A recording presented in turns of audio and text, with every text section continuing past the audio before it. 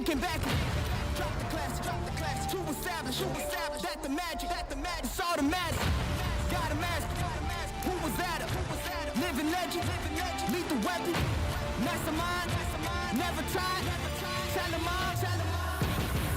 I'm sick of your talking, you got the wrong one. I'm taking your king and I leave him broke. If I am in second, it's after no one. Just give me a second to let them know. I'm the headline, the deadline. I'm ahead time, the rare kind. I'm a living legend, lethal weapon, mastermind. I'm big time.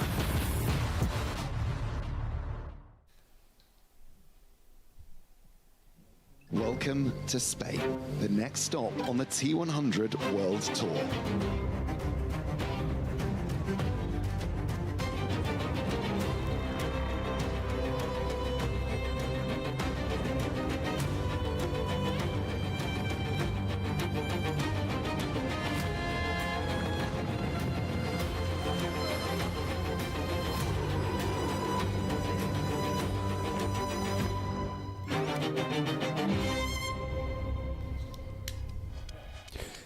Good afternoon from Pamplona, Spain, famous for the running of the bulls, but today a different kind of runner. 20 of the world's best triathletes, no slower and no less ferocious, will be taking to the streets. Who then has the grit? Who is willing to go to the deepest depths to emerge victorious this afternoon? We're about to find out against this stunning backdrop around 100 miles southeast of Bilbao in northern Spain. But before we get underway, let's take a look at how it all works on the T100. We've got 20 pros at each race. Athletes can compete in a maximum of 5 races across the year, including the grand final in December, when we bring the men and women back together. And in the race to Qatar, an athlete's 3 best scores plus the final will count towards their season-long position. It's 35 points for a win, all the way down to 1 point for 20th, and those points are then totted up to crown our next T100 world champion. And if that wasn't enough, there's a whopping $4.2 million on the line across the season. So the final few athletes are taking their position. Let's head down to the race start.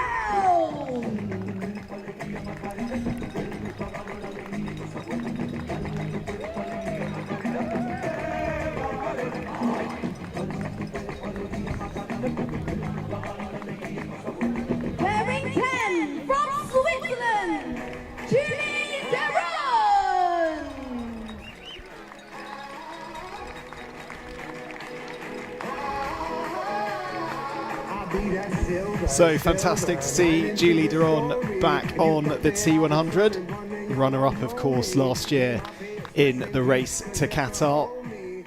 Final few moments then of calm. Deep breaths for our athletes. We're about to get underway.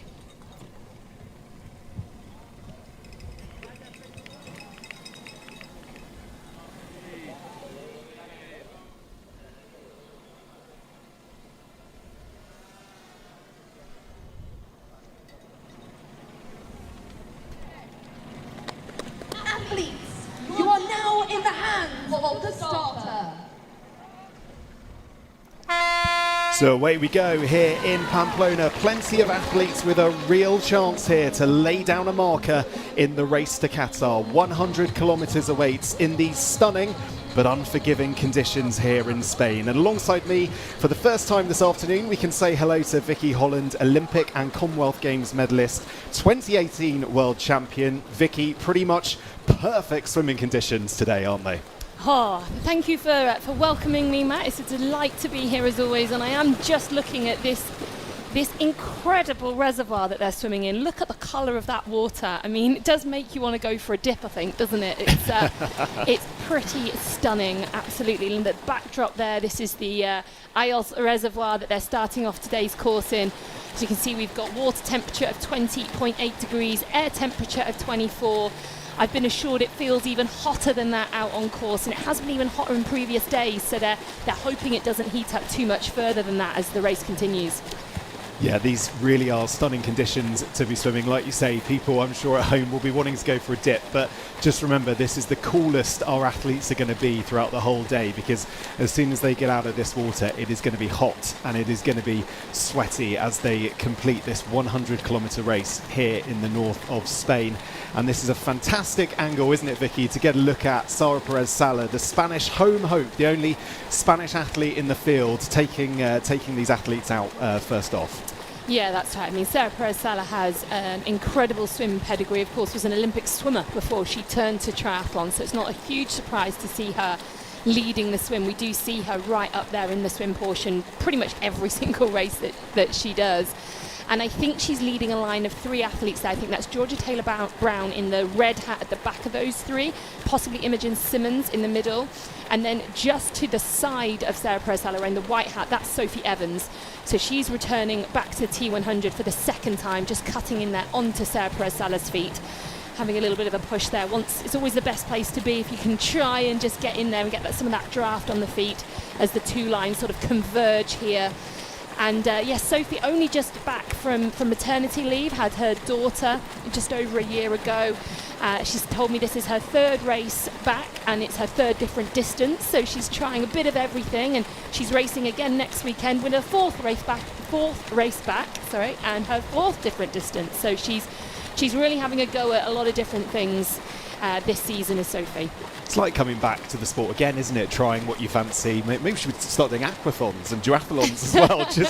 Well, she did her first half marathon before Christmas as well, so there you go, that's technically 5. Yeah. So she really is having a bit of a go at everything, and hopefully we'll get to talk about Sophie a fair bit as the race continues, but she is someone who's talked a lot about how going away and having a child has really reinvigorated her love for this sport. She was in a tough spot after the Olympic selections back in 2024 did not go her way, and it was a real touch and go moment whether she was going to continue in this sport, but sort of taking that time out to start a family has given her this whole new lease of life, and she's back kind of loving the sport again. Yeah, you hear that a lot, don't you, with athletes? Perhaps they take a bit of time away from the sport, whether that be to have a baby or for other reasons, and then coming back and finding your love for the sport is such a key element of triathlon. And I certainly don't think I'm the first person to say a fast or a happy athlete is a fast athlete, and you can safely say that for pretty much everyone in the field today and beyond. Definitely, that's always the key, I think, trying to maintain that. And I'm just looking down this field, still quite bunched together. We've only got one athlete who's so far distanced off the back, and about 4 people back on the sort of inside there. I'm pretty sure that's the orange hat of Julie Duron. Now that's key, because if there was a weakness for Julie Deron, it is in the swim, and so far she's maintaining pace really nicely in that pack, hasn't been distanced at all. You can sort of tell it's her. She's got a really high turnover, and when we get a better angle like this, we'll be able to see the orange hat obviously from above with the glare and the sun off the reservoir. It was a little bit harder to tell, but there we go. I just saw her go past. She is in that orange hat. She's sitting right behind Georgia Taylor-Brown, so that's a perfect start for Julie Deron. Yeah, that's definitely something she's been speaking about, that she's been trying to improve this year. She spoke as well about trying to get her run back to the same place that it was in 2024, when she really did blow away the field as soon as she put her running shoes on. But the swim, if she can stick in there, like you say, Vicky, if she can even come out in this first group, I mean, there's a long way to go with this swim yet, but if she can stick in, less than a minute back from that person the front of the pack coming into T1, she's right in this race, and a lot of people's favourite, you would say, coming into today. Yeah, I mean, she has to carry that tag just given how many events she's done in T100 and how many times she's performed exceptionally. She's won these races, she's been on the podium multiple times, but what we saw in Qatar at the end of the season was that her swim lost her the race. She was a couple of minutes down out the water, and she never really regained that time. It was just the pace was too on at the front of the race for her to ever get back into it. So for her to come out in the main pack, she's, I think, swimming right next to Holly Lawrence there as well. That's another fantastic swimmer. I think she's sandwiched in between Holly and Imogen Simmons. That's the pink hat of Imogen Simmons. So if you're Julie Deron right now, you're breathing to the right and you're seeing Holly Lawrence, and you're breathing to the left and you're seeing Imogen Simmons, you're thinking these are two classy swimmers, and the fact that I'm with them at this point is exactly where I want to be. Yeah, and interesting what you were saying there about the high turnover that Julie's got. You compare that with someone like Sarah Perez-Sala, who is so smooth and effortless. And it's once you get into triathlon and you start seeing, I mean, goodness me, my Instagram is full of people at the moment with just these uber smooth swimming styles, and it's so addictive. Oh, it makes me so jealous. It's so addictive, and just watching these athletes in the water now in this sort of perfectly still water. I mean, it is just such a delight to watch, and there is so much. Certainly I could learn, but so much I'm sure people at home can learn as well from watching these fine athletes here in the north of Spain. Oh, definitely. And you can see here Georgia Taylor-Brown just starting to make a move around the outside there. So she's hidden behind the graphic there. That red cap is Georgia Taylor-Brown. So she's coming up onto the shoulders and trying to get onto Sophie Coldwell's hip there, maybe her feet. So Sophie is the hat in white. So there we go, just a little bit of a shuffle round of athletes there moving their way through. I know Natalie Van Coverdon is one of the athletes really far up at the moment as well. She's swimming sort of in that line of three, if you like, with Georgia Taylor-Brown in the red hat. She's on the far side there as well, so she's right up there too. I think with the swim today, it's possibly where we're going to see the most bunching. I think as soon as we get out onto the bike and run, this course is stunning. There is so much elevation. I mean, we'll go into it, of course, as we get there in the race, but it's going to split the field up quite a lot, I think. Whereas in the swim, perhaps even with the calibre of someone like Sarah Perez-Sala leading it, we are missing a Lucy Charles-Barclay, a Jess Learmonth, who are those people who just come in and really try and push the swim from the first few strokes and try and spread it up. And we haven't got those girls here today, so we might be likely to see them a little bit more bunched coming out the water, but I don't think that's going to last for very long once we get out onto those roads on the bike. Yeah, all week the athletes have been talking about how beautiful this course is. Perhaps one of the most beautiful courses they've ever raced, certainly one of the most beautiful courses we've had on the T100 since we've been going. And I mean, you can see for yourself the Ayos Reservoir here looking spectacular. It's a point-to-point bike, so something a bit different for us on the T100. We had one of those last year on the French Riviera, and it certainly delivered its fair share of drama, but it also delivered us some beautiful shots. So we'll obviously be getting those camera angles for you, and you can follow along. But yeah, stunning part of the world to be in. Yeah, definitely. We've had a lot of chat from the athletes so far this week that this is the best, most beautiful course that we have so far had in the T100. So yeah, what a treat for these ladies to enjoy. And just coming up on screen there, you can see we've got a few athletes who are in their rookie race in T100, their first ever time taking it to the T100 start line. That's Audrey Merle of France, Petra Kurikova of the Czech Republic, and Katia Shea of Switzerland. All three athletes coming from short course. I mean, we're seeing that more and more now, aren't we, that these short course athletes are stepping across to show their hand and have a go at the T100 distance. Petra, should we say, on return. This is her return race from pregnancy. She's got a 7-month-old son, so this is her first day back racing again. Audrey Mill also has a son that she had early last year, so those are 2 of our 5 mums that we've got racing here today. Yeah, really amazing stuff on the T100. A lot of, well, what is that, 25% of the field? Yeah, mums. Yeah, which a quarter of the field are absolutely mums. fantastic. Absolutely amazing, I know. And like I said, Petra is only, I think, not quite 7 months postpartum, which is, yeah, incredibly impressive that she's back out there and that she's sort of taken the opportunity to get back into racing at such a high calibre of field as well, sort of throwing herself into the deep end. But I think she feels that this is a reinvigoration, another lease of life, a second coming in triathlon, if you like, and just really happy to be here and to have a shot. Yeah, Sophie Evans has spoken quite a lot about that and how one race at a time, you've just got to find your feet, find your way back into it. And that's exactly what our athletes are doing. So I believe we can have a look at the start again.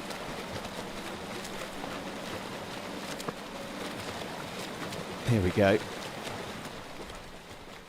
So we're looking at Lottie Wilms on the far side there. You can see she just sort of stumbled forwards out of the starting sort of mat that they've got laid out. She went in front of that white line before the horn, and unfortunately that means that we are going to see a penalty for Lottie Wilms, which will likely be a stop and go penalty in T1. It's been a while since we've seen a penalty for a start infringement on the T100, isn't it? It is. It's sort of it's one of those moments where you've just got to hold your nerve and just wait for that horn to go. Don't get too excited. It's a long day out there, and I'm sure she'll be kicking herself a little bit for that mistake. Just a little bit of a stumble, and that's unfortunately going to cost her a penalty. There we go on screen. 30-second penalty that Lottie Wilms will have to have, and that will be stood at her racking spot in T1. Yeah, super experienced athlete, Lottie Wilms, 41-year-old Dutch athlete with us on the T100. She raced on the Gold Coast to kick off the season, and well, it just goes to show, doesn't it? The adrenaline, the nerves going through the veins. Just little tiny mistakes like that can make a difference. But 30-second penalty, she'll be able to do that and hopefully make that time back. But yeah, certainly. It won't end her day. It won't shall end we say? her day, You know, exactly.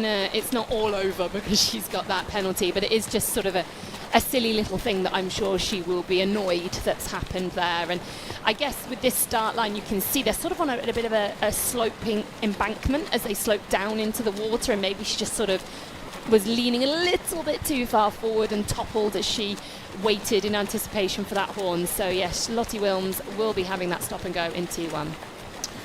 Okay, so not long to go until we've got our athletes coming out the water. They'll make their way just around the buoys, or the turning point, I should say, on the beach, and we'll get our first chance to get the timing split and work out the exact gaps, I should say. Goodness me. And yeah, this is going to be fascinating to see.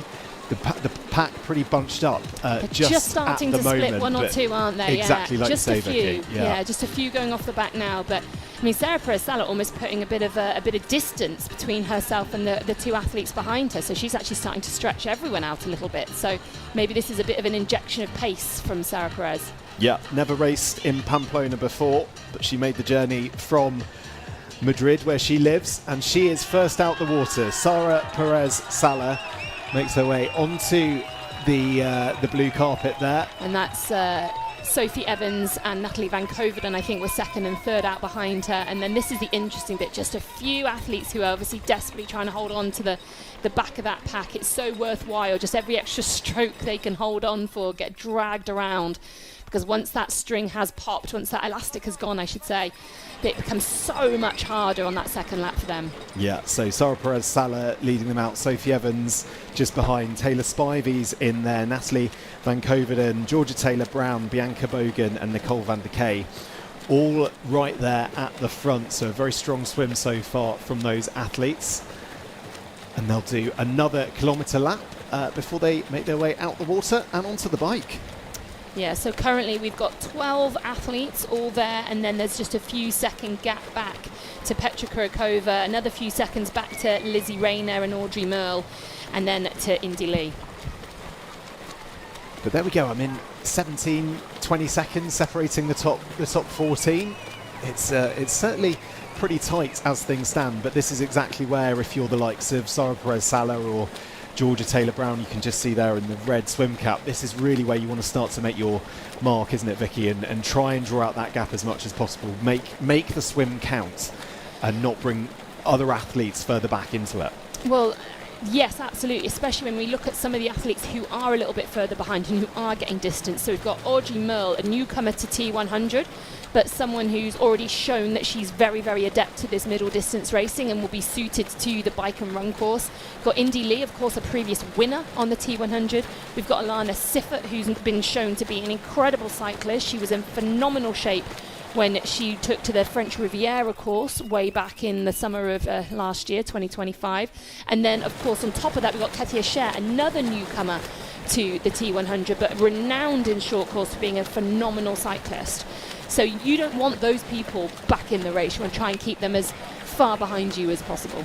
Yeah, definitely keep your eye on one of 4 Swiss athletes that we've got here in the field today. We've got 5 mums and 4 Swiss athletes, I should say, which is great to see. But yeah, Alana Siffert, like you said, Vicky, fantastic effort that she did on the bike in the French Riviera.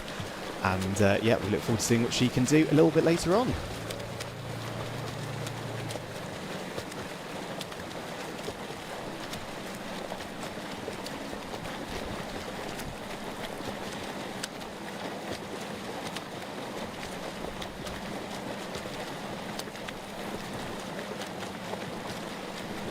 The one thing I would say is that whilst they don't want those athletes back in the race, of course, anybody who's got a super strength on the bike and run, you want to make it as hard for them as possible to get into the race. I do wonder if some of those girls, for example, your Georgia Taylor-Brown, your Sophie Evans, your Imogen Simmons, they would have got out after lap 1, had a look around and seen that Julie Deron was right there, that she was in the pack and that she was kind of comfortably still there with them. And at that point you have to reassess. You have to decide whether it's actually worth pushing on too hard on lap 2, or whether actually you've got to think about how we're going to attack this race later on, because at this point I would be surprised if Julie now gets distanced on lap 2. She's sort of well within that pack. She was tucked in nicely the last time we saw her. I would imagine, there we go, she's just gone through the back of the graphic there again. She's still tucked in the same position. I think now you've got to accept that she is going to be there at the start of the bike, so it's not about shaking her in the swim. That's not going to happen. So instead your brain has to start moving forward and thinking tactically about the other ways that you might beat her later on. You've got to do all this while your heart rate is super high and you're about to get in the water for your second lap. And do you think the likes of Sara Perez-Sala, Georgia Taylor-Brown will have looked behind them? They would have tried to see that gap to Julie. Do you think they will have had the orange swim cap of Julie Deron etched in their brain and gone, where is that orange swim cap? Yeah, I do. I think she is the one. I think of the others, they would have all expected to probably be there at the swim. The one that I would say is they would probably expect Indy Lee to be there as well. I'm looking down that list and she is the one that I think I would have expected her to be a little bit further up after lap 1 in the swim. But Julie Deron is absolutely the one that they will have been looking at. And they will have all had probably a little bit of a glance behind, gone, oh, she's right there. And that orange cap obviously helps her stick out like a beacon for them. And they will have said, okay, she's here. We're not going to probably drop her on the swim now. Maybe we have to consider what's happening later on in the race. Yeah, starts the race, does Julie Deron as the new PTO ranking number 1. And yeah, that's certainly a sight you want to keep as far away from you in this race as possible, provided you're in front of her. And you can just see there the fastest average swim pace over 100 metres. Sara Perez-Sala there, 1:18 per 100. Sophie Evans, 1:19. Taylor Spivey matching that, as does Natalie Van Coverdon and Georgia Taylor-Brown. So fast swimming here in Pamplona. Yeah, just counting, and we have still got the 12 all together there. So the 12 that were there together out of the first lap, they are still together now. No one has dropped off that pace.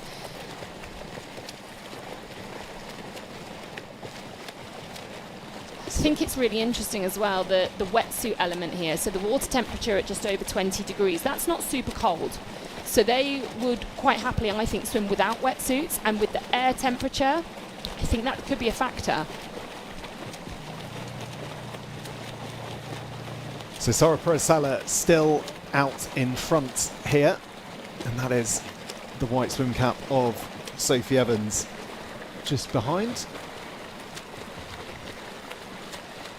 And not long to go until we reach the first transition zone. Split transition here on the T100 today, so different T1 to T2 in completely different areas, separated by a bike course that's point to point, so the run down in the city of Pamplona, and making the most of the ability to do that, able to race in the Ayos Reservoir. Really stunning location for this race, isn't it? It makes you want to go swimming, doesn't it, Vicky? Absolutely. I'd love to go for a dip in there. That just seems absolutely fantastic. And the point I was sort of trying to make about wetsuits is they do, of course, increase your body core temperature because there's such a thick layer of neoprene that you're wearing while swimming in water that's already over 20 degrees. And the air temperature is warm. It started off at 24 today. I'm no doubt it'll be creeping up a little bit as well. So on top of all that, it's just a factor of how hard do they swim, knowing that will increase their core temperature even more. Well, every race matters on the T100. Our athletes are competing across the year for points in the race to Qatar.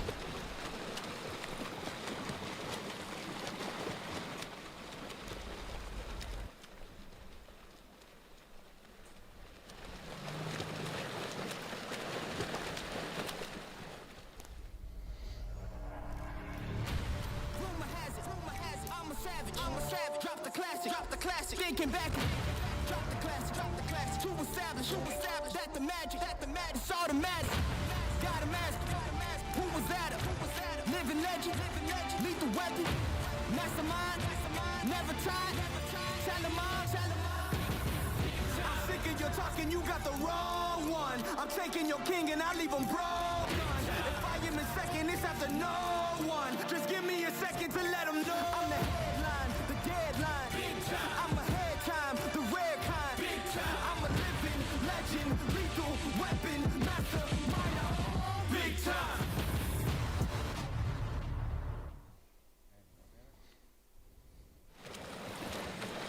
So it's the athletes' best 3 scores across the season, plus the grand final that will contribute to where they finish in the race to Qatar. A huge amount of money on the line.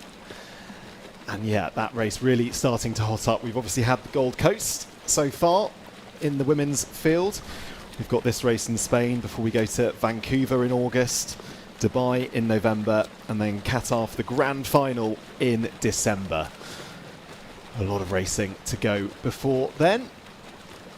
Feels a long way off, doesn't it? It Talking does. about the grand final in It comes round quickly. Absolutely, certainly yeah, with the reduced amount of races for each gender this year, it will certainly come round quickly. And if you want to get access to all of the data that we've got here in the commentary box, you can scan your QR code right there. That will take you to t100triathlon.com/live, where you can stay up to date with the timing splits as the race progresses. And really interesting looking at those max heart rates there. Bianca Bogan, Nicole van der Kay, Holly Lawrence, Imogen Simmons, right at the very edge, right on the red zone. 99% there for Holly Lawrence. Goodness me, working exceptionally hard in the water. Unlike Georgia Taylor-Brown, just going for a nice casual swim. 71% of her max heart rate. I'm not sure she'll be feeling that in the water. No. But side I by side. always wonder whether when they're in the water, the heart rate monitors are 100% accurate. You know, Don't let the truth get in the way of a good story, Vicky. I know, but you know, they've got the heart rate monitor on. They've also got the wetsuit over the top of it. You know, so. Because that's a very high heart rate for Holly Lawrence there in the water. That's an incredibly high heart rate to start with, especially when you're in prone position. So I sort of hope for their sake it's not actually accurate. Let's see. We'll keep an eye on her as she comes out the water. That's it. We'll have a look on them, and Lottie Wilms as well, who's at 99%. We'll see how they look when they come through transition, shall we? We certainly will. We certainly will. So those white boys just in sight there on the beach or the side of the water. It's a reservoir, of course, so I guess probably not technically a beach. But Sara Perez-Sala is going to lead our athletes out of the water. And not far behind, Taylor Spivey and Sophie Caldwell in prime position here.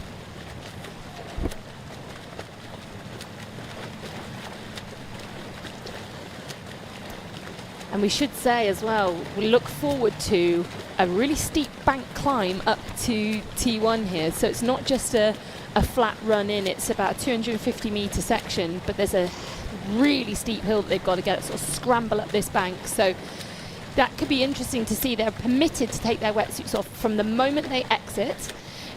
And normally you would obviously do that when you get to T1. You take your wetsuit down to your waist as you run through. But there is a bit of a question mark whether anyone decides to actually take it off right at the swim exit, given that they've got to get up this incredibly steep hill. So we will see what tactics the athletes choose to employ in just a few minutes' time now.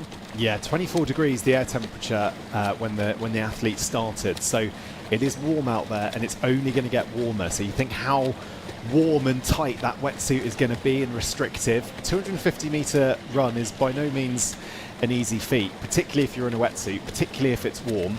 And there might just be some tactics here, so keep your eye out for that and what our athletes are going to do. But like you say, Vicky, a very short and sharp incline, just what you want as you get out of the water. Can't you? You can sort of see that blue carpet there. That's they're shooting up that blue carpet to get across to the transition zone. Yeah, they certainly are. And Sara Perez-Sala, as we said, a home race for her. Plenty of support, I'm sure, throughout the day, not only in the Ailes Reservoir, but also, I'm sure, down in Pamplona as well. She'll be wanting to hear all the cheers as she makes her way out here of the water. So I'm expecting Taylor Spivey on her feet, Sophie Evans on hers, and then Georgia Taylor-Brown just behind as well. So some of our big names right at the front of this race coming out the water. Yeah. Let's keep your eye on the exact order, but this will give us a brilliant chance to see exactly the order that we've got at the moment. That is Taylor Spivey just behind, Sophie Evans coming out Natalie Van Hoveden there in fourth, Georgia Taylor-Brown. So here we go, they are going up the ramp, wearing their wetsuits, trying to get their arms out. That's such a steep ramp they're trying to get up there, but so far no one has chosen to take the wetsuit off. They are, so here we go, Sophie Evans is doing it right there.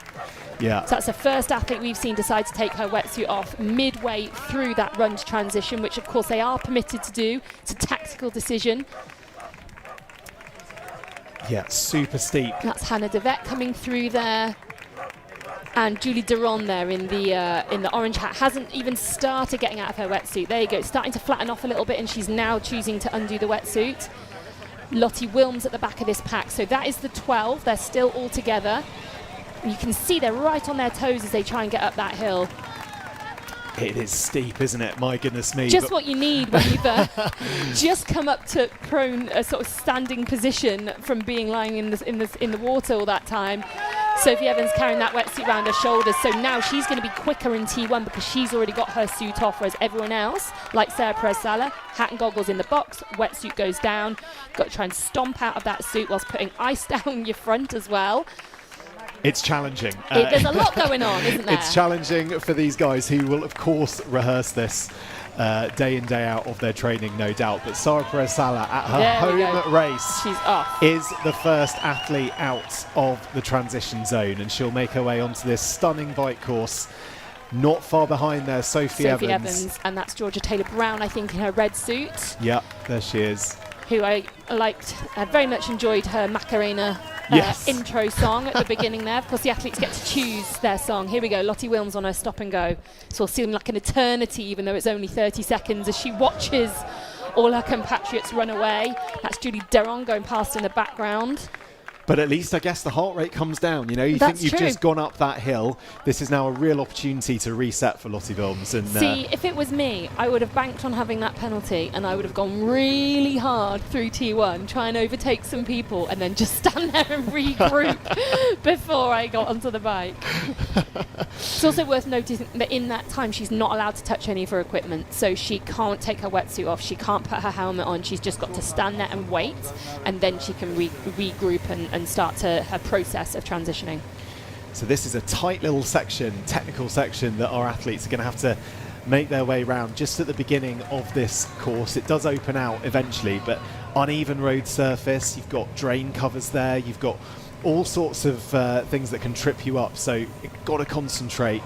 Heart rate is high, you've just come out of transition, but really, really important to do exactly that. And now the road smooths out, and now Sara Perez-Sala can get down in that TT position, that brilliantly aero position, and start to make inroads here and do her best to stay away from the really strong cyclists that we've got here. And all eyes, I guess, will turn on Georgia Taylor-Brown, but also just further back there, Julie Duron, of course, 28 seconds back out of transition, as if by magic. You conjured her up. So she's made good time there. Alana Siffer, 2:25 back. Katia Scher as well, 3 minutes back as well, but I don't think they're going to be 3 minutes back by the end of this bike leg. No, absolutely.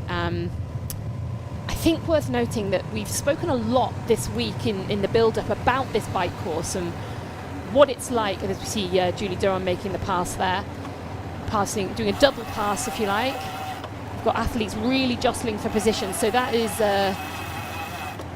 just doing a little bit of work to her boas there as we went past. Sorry. So this bike course, it's not just beautiful, it's not just a little bit hilly, it's quite technical, and with that we mean the descending, the cornering, and so for some of the athletes they really have that strength in being able to climb, and someone like Alana Siffer, we know, a fantastic climber.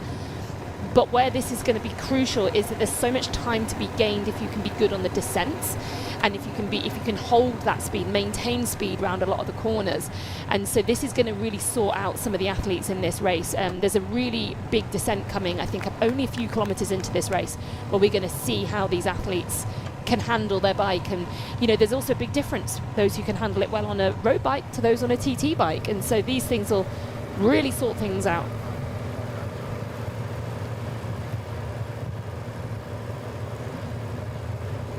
I think worth noting as well, Vicky, as we look at Sara Perez-Sala out in front, she's not concerned with any of the jostling that's going on behind her. But don't forget, we're a non-drafting race series here on the T100.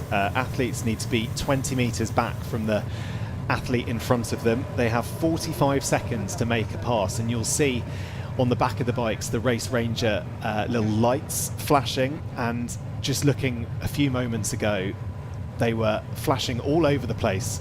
And actually there you can see Sara Perez-Sala has already been caught by Georgia Taylor-Brown. So that red light flashing, it goes off because Georgia Taylor-Brown has now made the pass. She is at the front of this race. Yeah, I mean, I don't know if I've seen a women's T100 where we've had so many athletes so close together at the start of the bike. Usually we're down to about 6 or 7. We had 12 starting the bike together. And you could really see them all sort of jostling for position, almost riding like a pack, sort of one line going forward, one line going back, as everyone was trying to get to the position they want to be in the pack. And most of them, like Georgia Taylor-Brown, want to go to the front because they want to be out of the melee. They don't want to get caught up in it. They don't want to end up getting a penalty inadvertently. So Georgia has gone straight to the front. I'm not super surprised to see this. I think the version of Georgia that we've seen come into this race is happy and confident, and is sort of beginning to think about how to win these races. It's not a version of Georgia I think we saw in 2025, where she sort of came in with the attitude of being the rookie. She's not bringing that attitude anymore. She's now thinking about, well, actually, I sort of got quite good at this towards the end of last season. She's had a change of coaching, she's had a change of training group, a whole new invigoration into triathlon this season, and she's actually kind of starting to think, I could maybe win these races. Like, how am I going to do it? And yeah, as we can see, this is the technical descent I was talking about. Goodness me. Yeah. This is fantastic, isn't it? And again, it plays into someone who is incredibly good technically on a road bike, but is not used to doing as much of it on a TT bike. And how fast can you possibly go down here on a TT bike? So I'll be very interested to see what's happening behind her. How are the other girls descending as well? Will we see those gaps start to balloon out really early on as people take that course differently? Yeah. Brilliant view here of this part of the bike course, and watching Georgia descend. And Vicky, just in terms of the skill of descending, I mean, it's not something we necessarily see all that often on the T100. We're often doing a lot of lapped courses, aren't we? And you know, we definitely have elevation changes, but nothing perhaps quite like this, not since the French Riviera last year. So just talk us through a little bit about the skill of descending and what these athletes will be trying to do. Well, firstly, it's holding as much speed as you can and letting the road do the work for you. There's not too many races where you can just freewheel, and that's what she was doing there. She wasn't pedaling as she took those corners, trying to take the right lines through the corners, trying to lean with her bike as opposed to against it, so try and let the bike do the work for you. And yeah, just try and make it free speed. You sort of, sounds a bit corny, but trying to be as much at one with the bike as you can.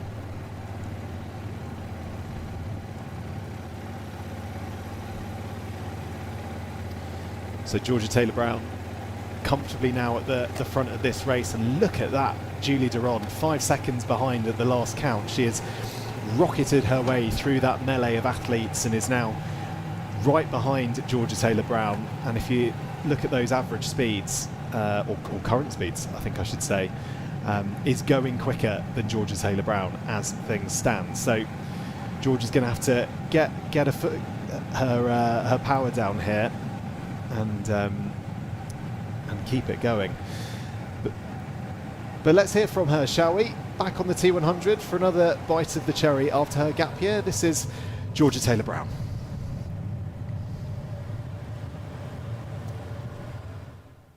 So how do you, we're looking to this race now, so what are you hoping to get from here?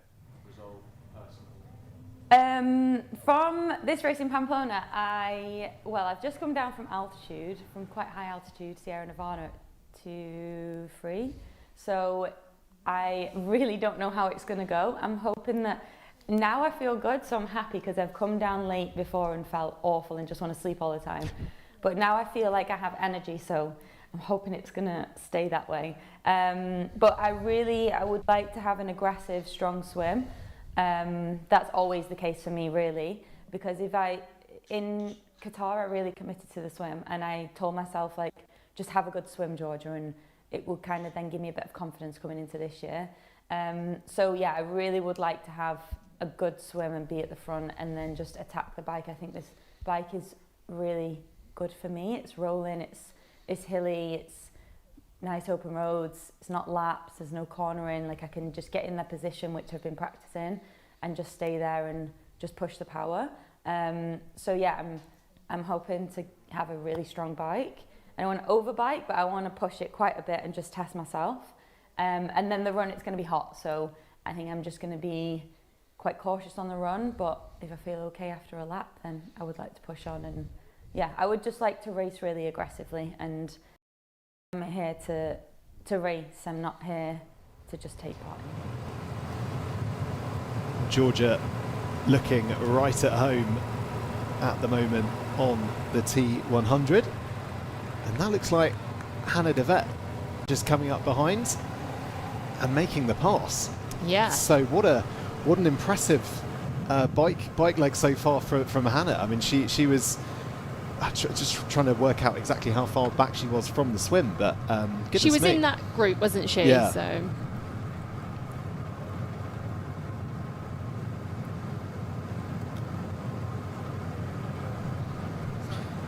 Yeah, Hannah de Vet 20 seconds back out the swim, but she's made her way right to the very front of this bike pack in all sorts of aero equipment, aero gloves, calf sleeves. Yeah.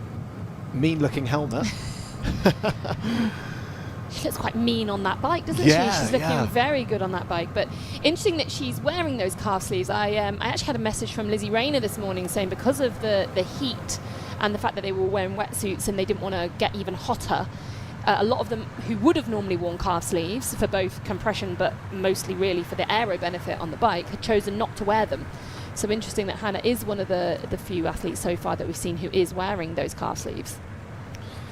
So there are 2 aid stations on this bike course. Obviously, being a point-to-point course, we can't have aid stations, perhaps the quantity or the regularity that we would have aid stations on a lap course. So only 2.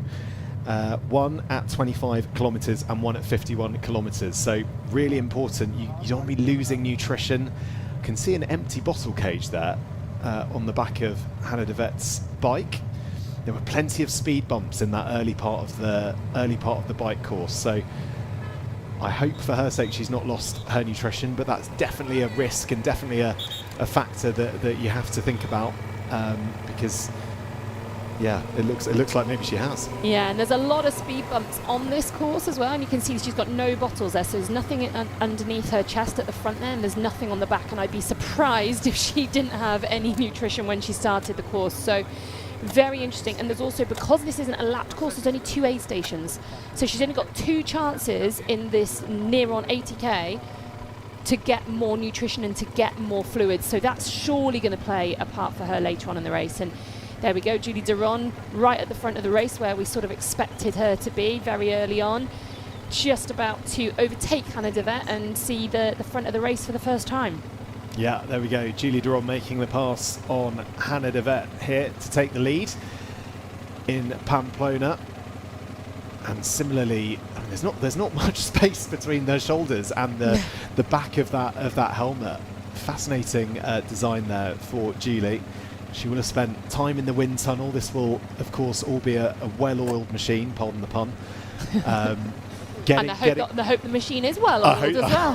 especially the air tunnel. But yes, she will have been working on this position as they're going up the hill. But yeah, Julie Duron now kind of where we expected her to be, if we're honest, right at the very front of this race. And this is a replay of exactly how that overtake happened, putting the power down behind Hannah de Vet and making the pass look rather easy, it has to be said. But now is Julie's time to set the pace, show us the sort of pace that she can offer this race, see how much of a lead she can stretch. But the way these leads have been changing pretty much minutely so far, don't be surprised if we get another leader pretty soon.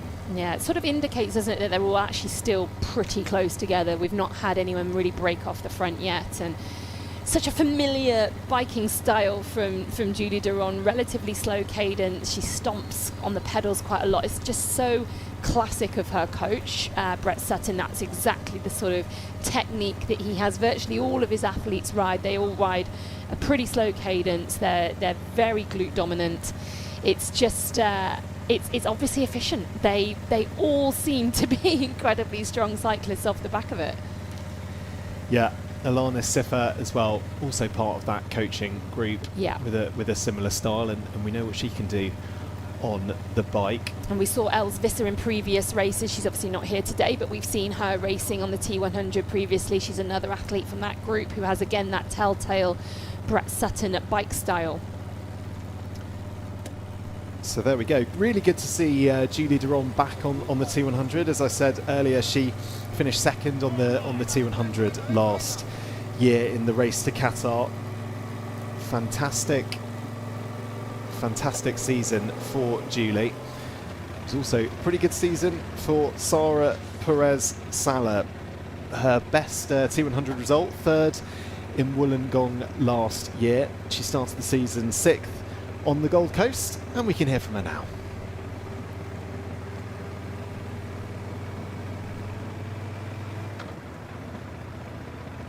It's important inspiring next generation, because I think if you work hard for your dreams, you can do it. It's right? Mm-hmm. Yeah, you can do it. And if these young girls see me racing well, enjoy the race, enjoy pro athlete life, maybe they can work hard to be a good triathlete in the future. Yeah, the responsibility that Sarah Perez Sala feels and has as one of the leading lights of triathlon in Spain and beyond. Great to hear her speak there about what it's like to be an inspiration to other athletes and younger athletes as well, as they're taking up this sport. It's a really brilliant sport, hugely rewarding sport that I've had the pleasure of getting to know over the last year. I know, we've indoctrinated you now, haven't we? I mean, at first it's sort of, you had a bit of a steep learning curve into this sport, starting to commentate on it, and by the end of last season, you are now a T100er. You've bought your brand new fancy sparkly carbon bike. You are absolutely a triathlete now, aren't you, Matt? I certainly am, and along with plenty of other people who are going to be joining us on the T100 this year, come and have a go. It's a lot of fun.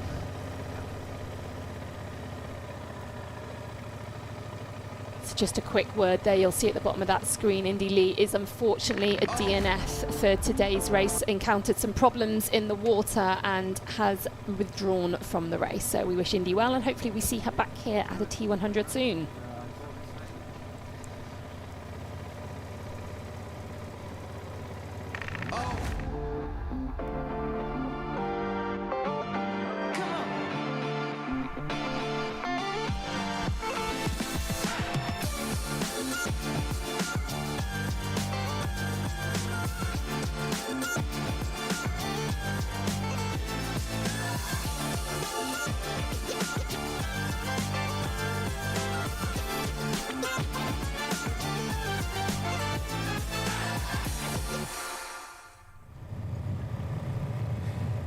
Really is a lot of fun on the T100, and you can scan that QR code there to find your next race. T100triathlon.com/participate.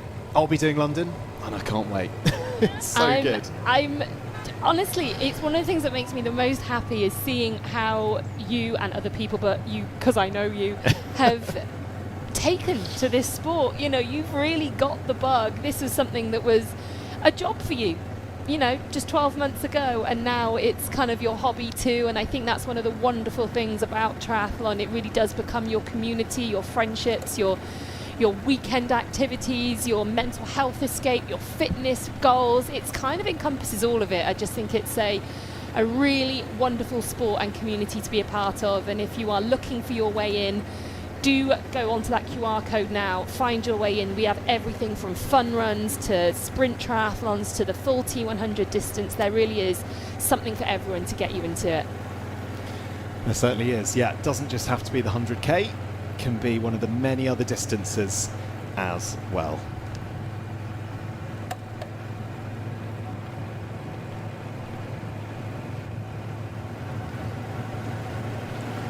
So there we go, that's a look at Julie Deron, who currently is right at the front of this race. At the last count, Bianca Bogan, just behind her, Hannah De Vet as well. But one thing we can say for sure, Vicky, this is a tight pack, and it's kept this way, hasn't it? Really, since the swim. You were saying that you didn't think it would. I know. Necessarily. It's annoying, isn't it? They've not done what I thought they were going to do. that you thought it maybe would get spread out a bit more, perhaps on this part of the course. But so far, yeah, it's looking like everyone's being able to stay with the pace. It really hasn't split up anywhere near as much as I thought it might do, given we know with the profile, the elevation profile of this course, they've got 1,000 meters of climbing to do across this course. I really thought they would have started to split a little bit more already, knowing that they've got some climbs in there too. There are climbs throughout the race, though, throughout the course. So it's not over yet, but yeah, there are still, you know, we've got 11 girls all within a minute. So that's, you know, pretty impressive, and we've got 8 of those girls within 30 seconds. Woof, she flew round that corner there. That is a tight, and obviously we've got the volunteers there just in the high-vis jackets to encourage our athletes to slow down. That is a tight corner, isn't it? Julie was not in taking any encouragement to slow down. She thought, no, thank you, I can take this corner as fast as I like. And that's kind of goes to what I was saying earlier. Some of these girls will be incredibly comfortable and confident in handling a TT bike and going around those corners at such great speeds, and some will just back it off a little bit, and those are the things that mount up and cause these gaps to form. Yeah, exactly. And some athletes, perhaps where they train, they might be more used to these hills. You know, I'm thinking particularly the European athletes, the Swiss athletes as well. If this is your bread and butter of your training base, then perhaps settings that you're much more used to. But if you're used to wide open roads, yeah, straight open roads, then it could come as a bit of a shock to the system being on a course like this. But what it perhaps I don't know if it lacks straight lines, it makes up for in beautiful picturesque scenery. It really does. I mean, the athletes have been chatting all week about how this is the most beautiful course that they have ever ridden, and I think we're just coming up on Imogen Simmons here, perhaps, in her new suit. Yeah, that's right. We're used to seeing her in the red Ryzen suit, but she has gone for a switch up. She said she's retired the red suit, and here we go. We're now into the blues. Wearing number 1, of course, after her podium performance at the opener in Gold Coast.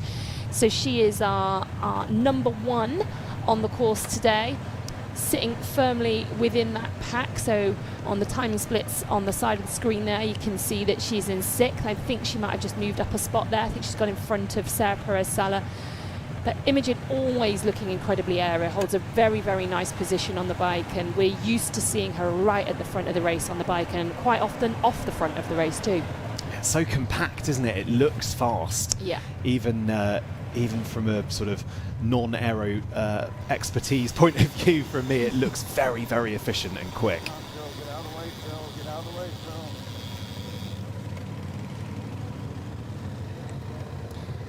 So that there is the blue suit of Imogen Simmons, and a really good look there at that aero position. It's not just aero, but it's smooth as well. You can see her pedaling action is very, very smooth, and I've always thought that about Imogen. And it's so different, if you like, as what a we contrast contrast. here. Exactly right, yeah, as we contrast to Julie Derham. Both incredibly fast, and Julie Derham is pretty aero as well. I mean, you can see how flat her back is there, but she's nowhere near as smooth in her pedaling strokes as we get from Imogen Simmons. So you just wonder if she's maybe expending a little bit of energy and not in a forward direction, maybe with some of that rock and roll. But hey, who am I to criticise someone who is currently leading a T100 race and who has won and podiumed at multiple T100 races? Yeah, and you can see there's been a couple of times we've just gone over those speed bumps there, and they knock the camera. So that's obviously a motorbike. Yeah. A motorbike, let alone what they're doing to one of these TT bikes. But Vicky, just take us through the rest of this bike course. Yeah, so it is just a point-to-point. We've got not quite 80 kilometres today, just shy, with 2 small dog legs on the course. So if they are spread out, there will be 2 options where they get to see people on an out and back section. The course takes itself all the way into Pamplona, where they will hit T2. As you can see, the elevation profile on the side of screen there, it is purely up and down pretty much the entire way into Pamplona, and an absolutely stunning course it is. Once we're into the run there, we've got 3 laps of 6 kilometres all through Pamplona town, through an old fort, past the bull ring. It really is stunning. Yeah, and fair to say the elevation doesn't stop at the bike course. No, it does not. There's going to be some hills. It's a 3-lap course, as Vicky mentioned, so there'll be 3 chances for those athletes to get up and down those hills. It's pretty brutal, it's fair to say. It's a bit of shade though, as they're by the river, so what we've given them in hills, we've taken away in heat. I was going to say, sorry for the fact that you've got no flat at all on this run course, girls, but don't worry, we've given you some shade, so I'm sure they'll be delighted. So there we go. You see a really good angle here just with the roundabout as well, seeing how close they are, not far away really at all, as Imogen Simmons is coming right up the back wheel there of Bianca Bogan, I think is looking to make this pass. Yeah, nicely done by Imogen Simmons. And then her next target ahead of her is the red suit of Georgia Taylor-Brown. So Imogen Simmons making her way steadily to the very front of this race. It's a really good result for her in the Gold Coast. I mean, that podium place, like you said, Vicky, really, really impressive, given obviously the year that she had away from the sport. And another athlete we've heard say it's been a while, you know, trying to get that enjoyment of the sport back, but it's amazing obviously what those good results will do. just that little pep in your step as you go into the rest of the season would have been a massive result for her, wouldn't it? Yeah, I think she obviously went through quite a big ordeal in 2025 and did just about sneak onto a start line right at the end of the season, but with very short notice to get into Qatar. So I don't think that was really reflective of what we were going to see going into 2026. But she's come out fighting this year. You know, we've seen her both at the T100. She also raced, I should say, last weekend. She raced 6 days ago in a 70.3 race as well. And in both races, she was really strong across the board, I have to say, swim, bike and run. And I think it's her running, if anything, that stepped on this year.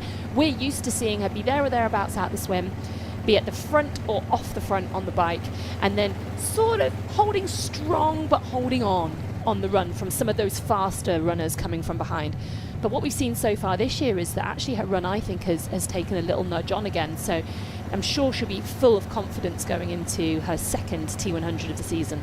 Yeah, and a brilliant side-by-side comparison here just between the two athletes. Julie Duron sitting at the front of the race at the moment, Imogen Simmons chasing, and that contrasting style that we mentioned a short while ago.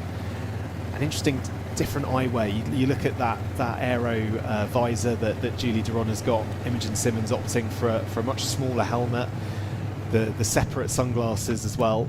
So different tactics, different ways of making it work, but they are both quick, and that's all that matters. I'd be very interested to know what the difference is, for example, when no doubt she's done kind of aero testing, from wearing the visor and having the sunglasses on, because the visor, I am sure, would have been quicker.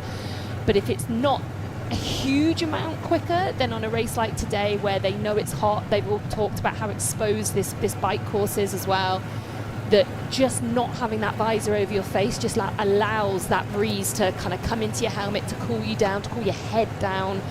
And that's a tactical move, I think, from Imogen Simmons to choose to wear those sunglasses rather than the full face visor that Julie Duron is sporting. Yeah, and it's just about, I guess, reading the conditions, isn't it? That's racing smart, thinking about how the race is going to unfold. 80 kilometres on the bike is a long way. It's a massive part of a T100 race. So all of these gains, all of these little tiny fractions of differences that you can have as an athlete do ultimately make a difference. Yeah, that's right. And that is handed it out as well. So really it is changing round minute by minute, kilometre by kilometre. Which promo, sorry?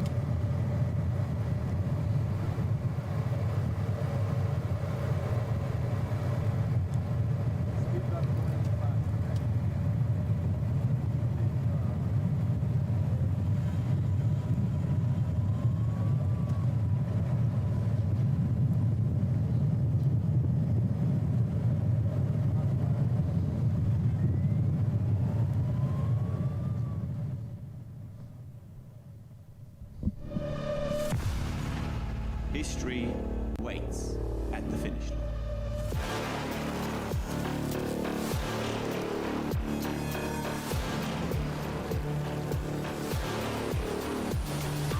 There's everything to play for.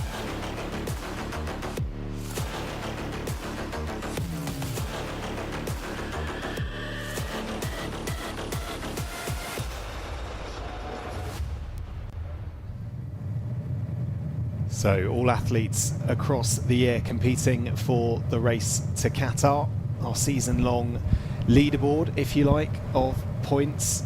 And really, it's all about trying to get as high up as you can on that as possible. It makes such a difference come the end of the year when the big prizes are handed out. And yeah, you're able to sit at the top of that. Of course, Kate Woff, our 2025 champion, not racing with us this weekend. Unfortunately, picks up still coming back from an injury. She raced the last couple of weekends, but wasn't able to get here on the start line today. So we wish Kate well. She'll, I'm sure, have something to say about what happens in the race to Qatar going forward for the rest of this year. Yeah, real shame that we couldn't get Kate here today. She obviously had that calf niggle, put her out of Gold Coast at the start of the season, and then got back to some short course racing. She's trying to balance both of those distances this year, and unfortunately it seems to have flared her calf up a little bit again. So We hope to see her back at the next female race, which of course is in Vancouver in August.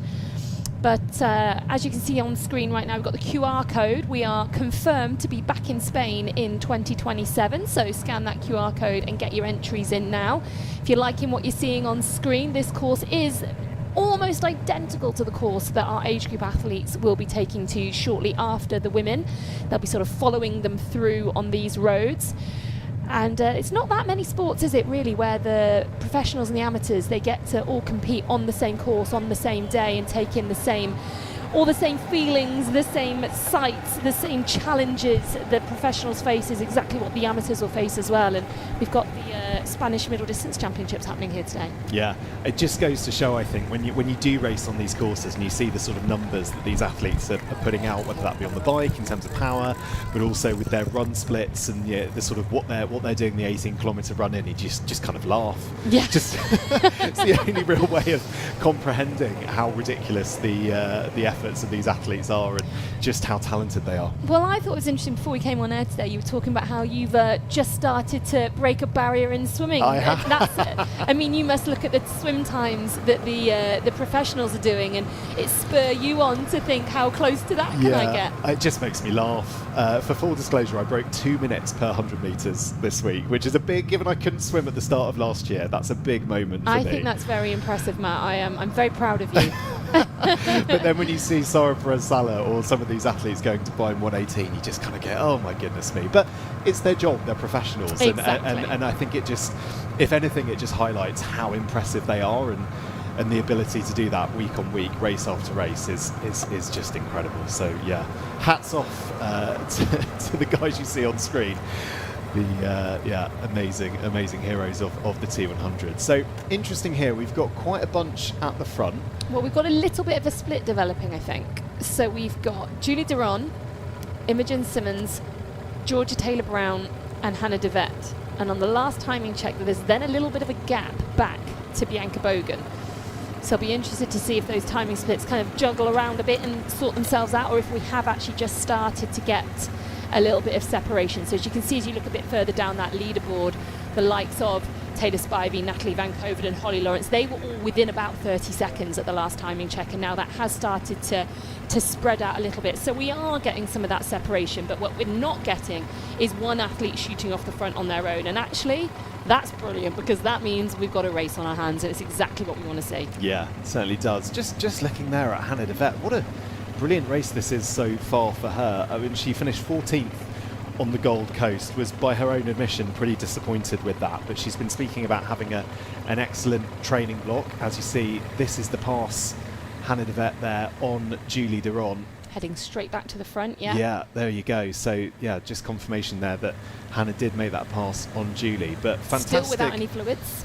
Yeah, still without any fluids. That aid station, which actually isn't too far away, is going to be really, really important for Hannah De Vet. Yeah, you surely got to think she's going to take that aid station very seriously, really try and make sure she does take on bottles. We see it time and time again, don't we, where the athletes kind of try to grab a bottle and their hands are sweaty, the bottles have got condensation on and they sort of slip through and don't manage to grab them.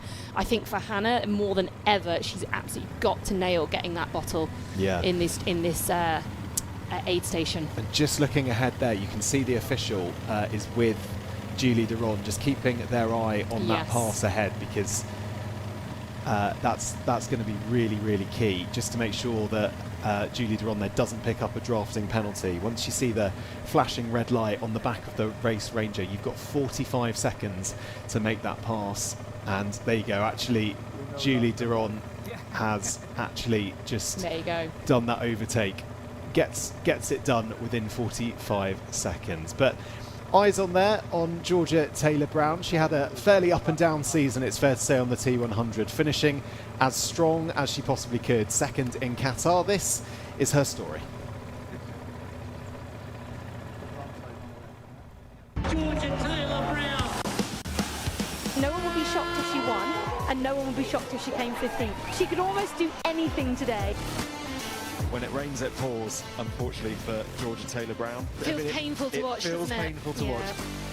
She's putting together a much stronger performance than she was able to do in London. Shuffling her way to that finish line. It's obviously been a very long and tough day out for Georgia, barely across the finish line.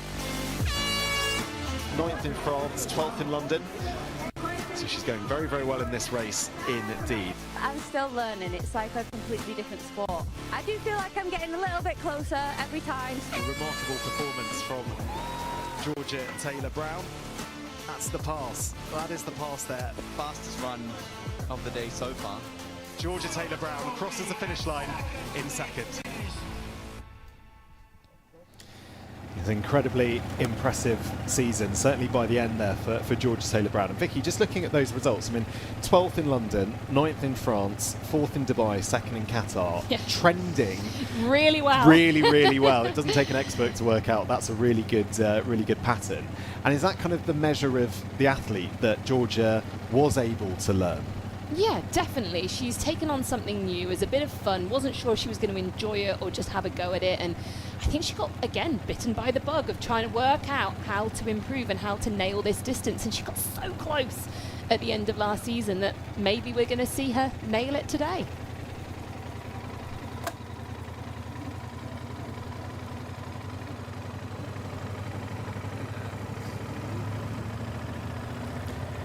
And again, you think back to Qatar at the end of last year, that run battle with Julie Duron, overtaking Julie Duron with a few kilometres left. And you know, once that happens once as an athlete, does that come back into your brain? Will Julie know that Georgia had the measure of her in Qatar? That might, if it comes down to a battle with them today, might be a factor? Yeah, it's interesting. So at the end of last season, Julie won in Dubai and looked incredible. And for me, I had my money on her to win in Qatar. And she didn't quite have it on the day, like we said. She didn't swim especially well. That didn't set her up for the day very well at all. Whereas today is completely different. She's at the front of the race. She has been there since the swim. She's never faltered so far today. But for Georgia, she knows that to beat Julie, she's going to have to be clever about it on the run. She didn't expect to shake her on the bike with the strength of athlete that Julie is. But Georgia enjoys this kind of running. She doesn't really like super flat run courses where it's all about how fast you can pound the tarmac. She likes the fact that there's some gravel in this run course. There's lots of uphills, there's lots of twists and turns, there's cobbles, but not such deep cobbles that you kind of risk rolling an ankle. From what I've heard from Georgia, she's actually really excited about this run course and think it suits her. Now in Qatar, when she broke away from Julie with 3 kilometers to go, she chose to do it on a hill.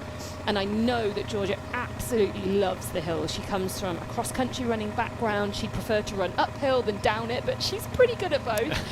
And I would be very interested to see if she employs a similar tactic today or whether she goes, well, Julie will know what I'm going to do now, so I have to think about it in a different way and work out how to try and attack her in a different aspect of the race. But yeah, a long way to go until we potentially get a foot battle between those two, and we can only hope that that is what's coming our way. And interestingly, Julie Duron has been speaking this week about how she's actually sussed out her location. If it did come down to a sprint finish, she has sussed out the position that she would go, that's where I make my move. So it's very much in her mind, maybe not specifically with Georgia, with whoever's up there with her, if it is indeed her at the front of this race, come the final few corners of the run course. But yes, like you say, Vicky, just 50k on the bike still to go before we even lace up our running shoes. We're already talking about the run, whereas they're still out on this absolutely beautiful bike course, and we keep talking about it. But I have heard so many times this week from all of the girls about how this is the most stunning bike course that they've ever ridden. You know, they are absolutely waxing lyrical about this bike course, and you know, we do keep getting these beautiful shots in the background where they're going through these incredible rolling hills, and then we'll see like a beautiful little town that they navigate through. It really is just an athlete's dream to be racing your bike through these roads. Yeah, it certainly is. I'm sure a lot of people at home are watching this and thinking about that trip that they want to make to this part of the world, packing your bike and getting on it around these roads, because they really are absolutely stunning.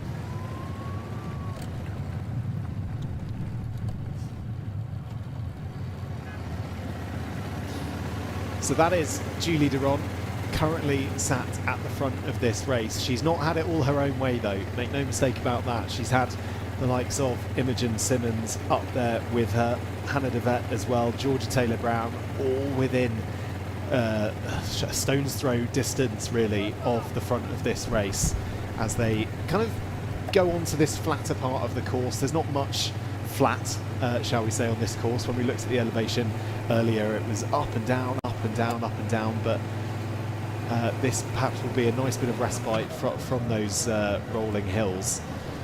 But yeah, Julie Duron, really fantastic athlete, as we know, on the T100. You can see they're ranked at the moment number 1, both for the bike and the run, but also ranked number 1 on the PTO rankings coming into this race. So fantastic week for her, but not paying, I'm sure, too much attention to those rankings at the moment, trying to do her best performance here, of course, which will ultimately mean being further up in the race to Qatar come the end of the year. Yeah, I think it's always nice to be ranked number 1, isn't it? But as we can see her slowing down through that aid station, important for her to grab that bottle as well. Yeah, it's always nice to be ranked number 1, but I think you try to put that out of your mind and try to just attack the race in front of you and stick to your season-long plan. And then if that brings you out at the end of the season as the world champion, then that's fantastic. But the ranking, I think, is just a nice to have, as opposed to probably the target for most people. What you really want is the wins, it's the title. Those are the prizes, aren't they? Absolutely. Yeah. So that was a good look there at that aid station. And we mentioned it earlier, Hannah DeVette will absolutely have her eyes glued on that, and we'll be making sure she picks up as much nutrition and water as possible, given that it looks like, to us anyway, that she had empty bottle cages. Looks likely that she'd lost some of that nutrition. And just while you can see that QR code there on your screen, give that a scan and you can access all of the live data that we have access to here in the commentary box, t100triathlon.com/live. I think that is Hannah DeVette just behind Julie Duron there. Yeah, so I think we've got a small issue with the timings on the side of the screen there, so I would take those with a pinch of salt at the moment. I'm pretty sure that both Hannah DeVette and Georgia Taylor-Brown are in fact still right there at the front of this race. Yeah, I'm pretty sure they are too.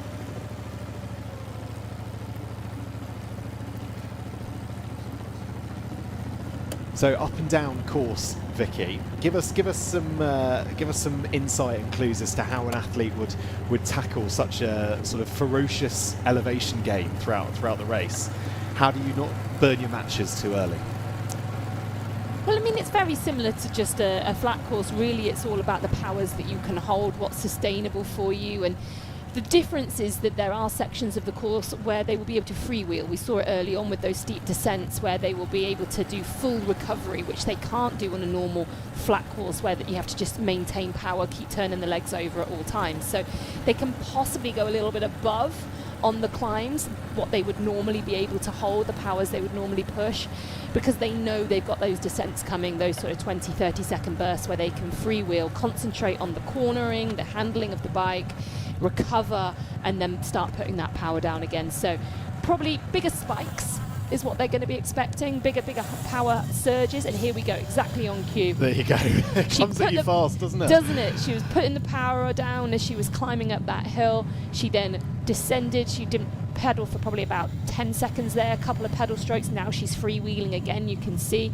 So right now it's all about the sort of mental aspect of riding a bike, which is how you descend, remembering what you need to do, leaning properly, and it's very fast. You know, it can feel almost a bit out of control, and you've got to trust yourself and what your bike can do, and the grip on your tires, know the lines you need to take. It's about kind of learning the physics of what you should do on the bike and how that enables you to descend as well as possible.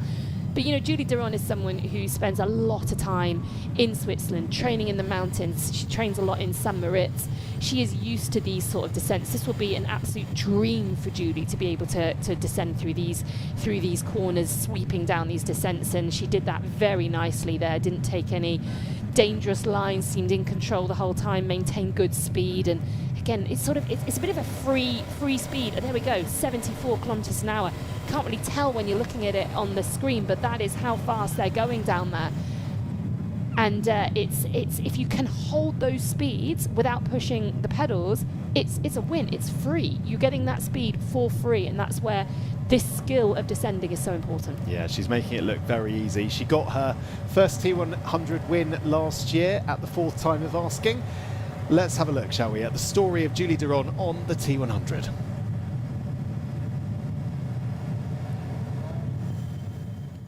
I don't think it adds a lot more pressure having less races, because every race I do I see as being really important. So I try not to look at the broader picture, but just stay in the moment and just take each race individually and do the best I can there. So I don't think it adds that much pressure. Of course, it's nice to have in the background or in the back of your mind to have a backup race, but it doesn't help you in the race. Yeah, so I mentioned her first win on the T100 last year, and that was in San Francisco. But sort of had an interesting season, really, Vicky. When you look at those results, I mean, 12th in Singapore, like I say, the win in San Francisco, 2nd in Vancouver, 4th in London, 1st in Dubai, 3rd in Qatar, always there or thereabouts, right at the very front. Interesting that there's still those slight variations, isn't there? Sometimes Julie turns up and we're not 100% sure which Julie we're going to get. Yeah, that's right. I think if you look at Singapore last year, that was the outlier, right? That was the one that wasn't a particularly strong result for her. I think she was 12th. I think she acknowledged herself she didn't really turn up to that race properly ready to attack the season. It was early on in the year for her. It wasn't kind of part of her main summer season of racing. She went there because she needed to for part of the series and sort of ticked a score off, but knew it wasn't her at peak shape. And then from the very next race we saw her, just sort of 6 weeks later, just under 2 months I think actually, when she was in San Francisco, that's when we really saw Julie start to get cooking, and that was her best result to date, her win. It was an exceptional race she did there. She obviously took down Taylor Knibb. At that point Taylor hadn't been beaten by Julie, and Taylor had her sort of first defeat on the T100 in that race in San Francisco. And from that point on, Julie's just been incredibly consistent, and she does always seem to be there or thereabouts. And I think this season she's appreciated the fact that we don't have as many races, so she only has to hit 4 races in her quest on the road to Qatar to be the world champion, and so she's targeting the final 4 races of the T100 series. And I think she fancies herself as having a good chance here to actually show the world that she deserves that #1 ranking that's been put upon her. And I no doubt she's turned up fit and ready. She's spent the majority of her kind of off season in China again with her coach, and has been just back in Switzerland for a couple of weeks before heading out here to Pamplona. And that there we're looking at is the Queen's Bridge, one of just many landmarks that we're passing on the bike course here today. Yeah, very historic part of the world around here, founded around 75 BCE by Pompey, Roman Emperor. So yes, history everywhere you look around Pamplona, and I dare say even more history as we get into the city centre a little bit later on. Yeah, Julie Duron really, to my money, does arrive here as the favourite, I think, especially now Kate Wolf sadly had to withdraw due to her injury. I think she would have been a lot of people's favourites going in, and so far, particularly with that swim, Vicky, I think. I mean, that was an impressive swim, wasn't it, from Julie? Yeah, definitely. I think Julie now will know that she's probably got that favourite tag on her, but also she'll just be excited to be having the race that she wanted to have, and knowing that she's nailed the first part of the race and she's right where she'd want to be on the second part, and I'm sure the third part will go her way too.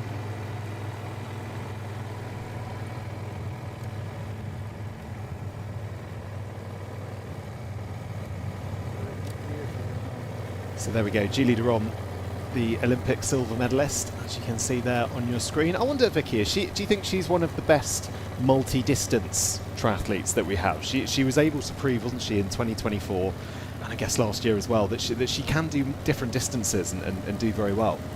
Yeah, it's interesting. Julie had a massive breakthrough in short course racing at the biggest race that she possibly could have done. It's a good time to do it. Absolutely. She'd not had a podium in World Series racing, and then to lay down your best ever day at the Olympics is what everyone dreams of doing. It's absolutely the way you want to do it, and she did it. She came away with that Olympic silver medal in Paris behind Cassandra Beaugrand, of course. And since that point, we've not seen her race a short course World Series race. Now, I actually said that to her this week. I said, we haven't seen you race short course, since you won the Olympic medal. We're seeing you going back to it. And she said, well, I'm sort of keeping my hand in. I did actually race the Swiss national champ, so she did race that last year and won that. So I think she's just trying to keep her options open. And as we can see, that's a really good shot there to see that she has put a good bit of time in on Hannah De Wet, who's in second. So Hannah, we did see her come around the corner, so it's not completely out of sight, out of mind right now, but Julie Derrin is definitely taking the race to the other athletes, and I think our timing splits have just updated to be a little bit more accurate now. We can see Hannah De Wet at 14 seconds, riding just a few seconds in front of Georgia Taylor Brown. My eyes are drawn there to Alanis Siffert. She's now pushed her way up into 6th spot, made up 10 places there, as you can see, from the first bike checkpoint. And yeah, goodness me, she's really powering down here. And if that's what she's done for the first 40 kilometres, she could be right in the mix come the end of this bike course.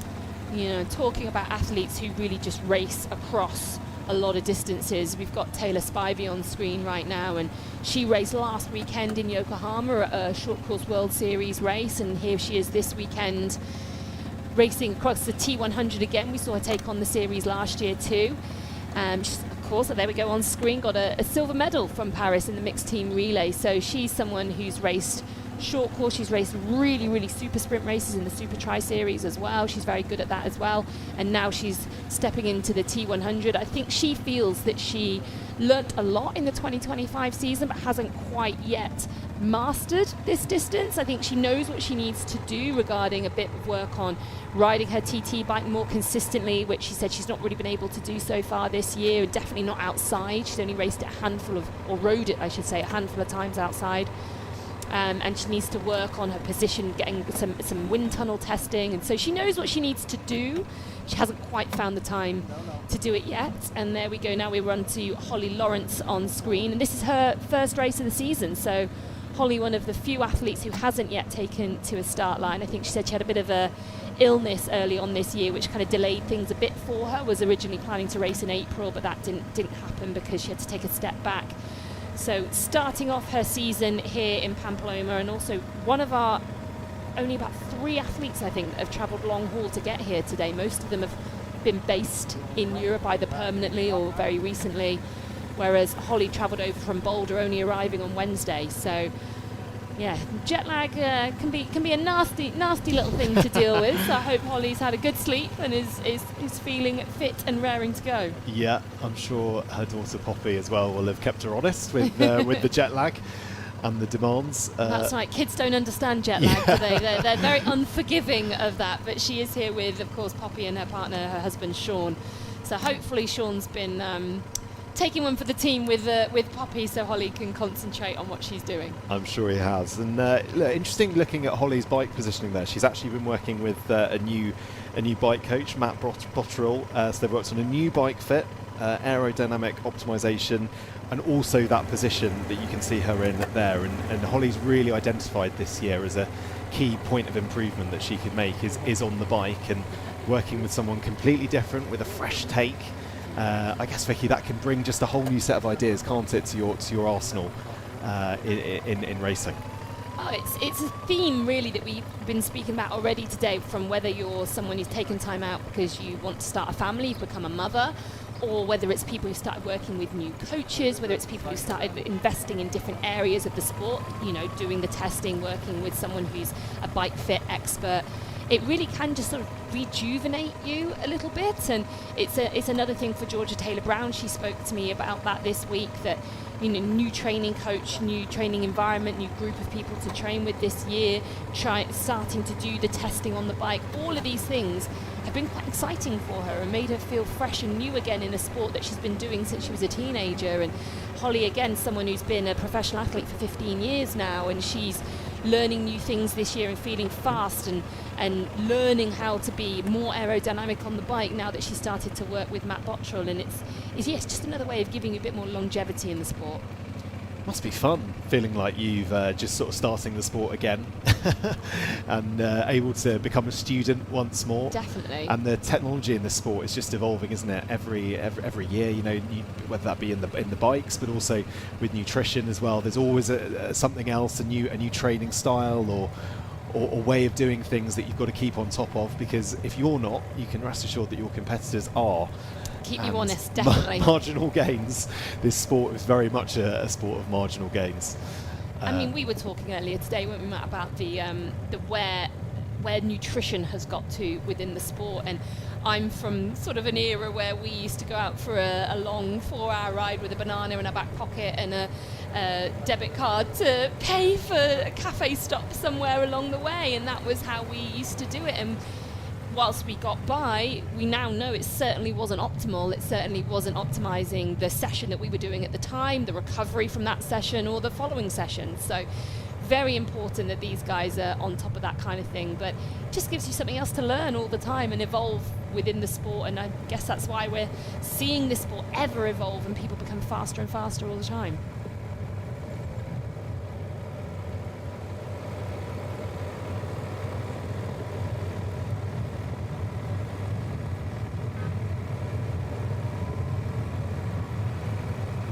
So Julie Duron still at the front of this race, as you can see there just on those timing splits. This sort of front group, as it were, separated by around 47 seconds. That's the last count of where Imogen Simmons was.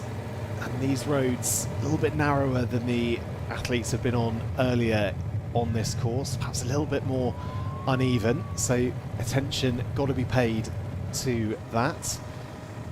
And that's a brilliant shot there of Bianca Bogan just going over speed bumps.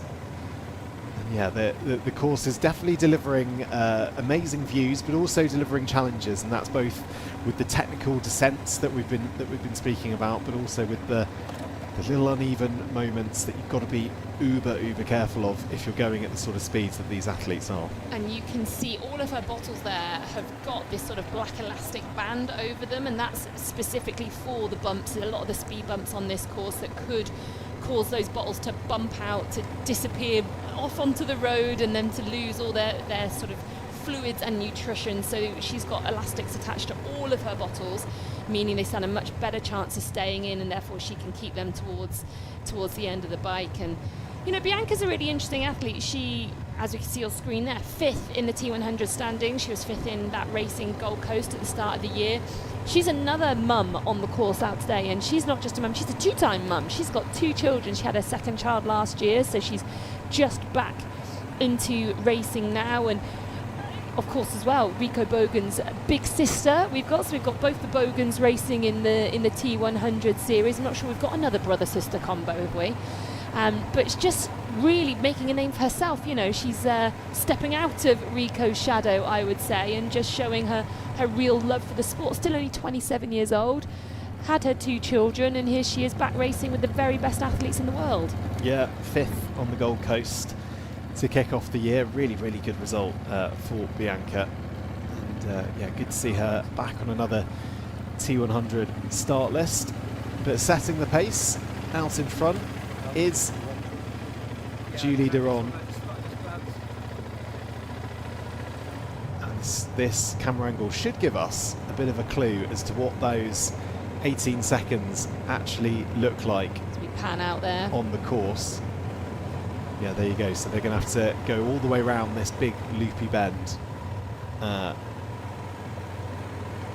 and it looks quite far away, doesn't it? Yeah. For Bianca. I mean, to be fair, that's a minute and 49 at the last count back. So, yeah. There you go. So, good to see some people pausing their Saturday cycle in Pamplona. Get the chance to witness some of the very best triathletes in the world coming through their neck of the woods.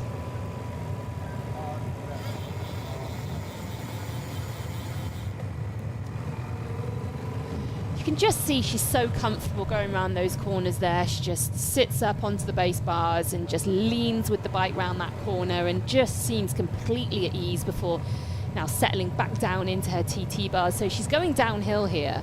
And she's still on those TTs, winding through these quite narrow roads. She's just very comfortable doing this. And as I said, as someone who's grown up in Switzerland with all that the Alps and everything has to offer over there, and now who trains routinely in those Swiss Alps down in St. Moritz, she's just very, very good at handling her TT bike down these roads.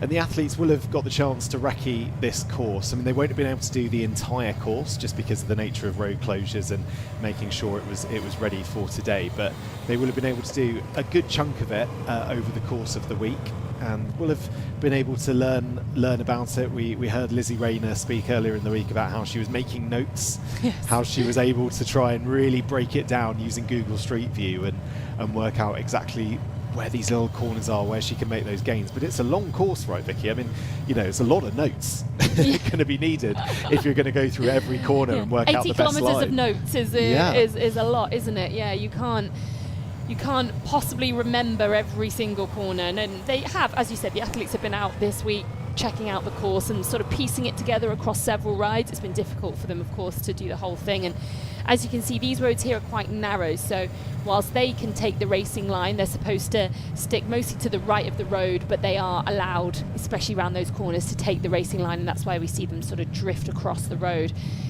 They can't do that when the road isn't closed, because of course there will be cars potentially coming the other way, so it's too dangerous for them to take these corners, to practice on these corners in the way that they would do in the race. So that's where you're sort of falling back on your actual technical expertise, how good you are at handling your TT bike round these corners and on descents. That's your fallback at this point. And a lot is psychological. It's how you can override the part of your brain saying, oh, this feels a bit fast, this feels a bit dangerous. You've got to actually just sort of get into a bit of a flow state as we see a cyclist going go up the other way. I'm not sure they're meant to be there. But they didn't get in the way, so we're okay. As you were. Yeah, that was the thing that struck me about doing the T100 in London, was actually being able to cycle on the London roads, which are famously pretty busy and full of traffic. Bit different to Pamplona. Bit different to Pamplona, admittedly, but you get to go on those roads without any traffic, and you get to, you know, be free and be able to put down as much speed as you can, obviously nice and safely. And yeah, I mean, just such a thrill. And one of the great things about being able to race on these T100 circuits, being able to do exactly the same track as what the pros are doing. Just having a look further down, Vicky, on our leaderboard, on our timing page, I should say. Look at Alana Siffert coming back, 43 seconds behind now. She's heading up to her teammate, isn't she? And she's following her Swiss teammate. I'll be interested to see whether, as she makes her way through, she drags Georgia Taylor-Brown and Hannah De Vet, and also Imogen Simmons, who's right behind her at the moment, whether she sort of helps them a little bit.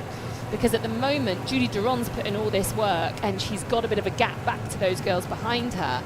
And then Alana Siffert is going to come through, and is she going to actually help them to get closer to Julie Duron again? So that's yet to be seen, but be very interested to know whether there's a little bit of a bunching effect as Alana rips through this field. Yeah, she's a quality cyclist. A very similar course that we had on the French Riviera last year. She got the fastest bike split of anyone, over a minute ahead of Paula Finlay, and then that was also in a field that incled Georgia Taylor-Brown, also included Lucy Byron. So really excellent cyclist. Well. Yeah, Jess Learmonth. So really strong cyclist, and really lighting up this race, because she's now made her way into third spot. Looks like she has seemingly made the pass on Hannah De Vet. think if anything, this course doesn't have enough climbing in for Alana Siffert. I mean, she absolutely eats up the climbs, and it's sort of become her speciality to go to these really, really mountainous races. And so I wonder if this one's actually probably not quite hilly enough. But she's showing me right now that maybe it is hilly enough, because she's making her way right to the front. Yeah, 1,000 metres of elevation, still pretty punchy for Alanis. Now, across the season, all of our athletes are competing for points in the race to Qatar.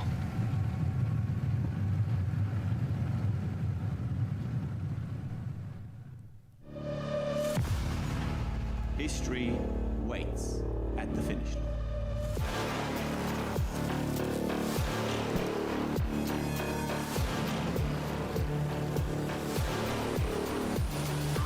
There's everything to play for.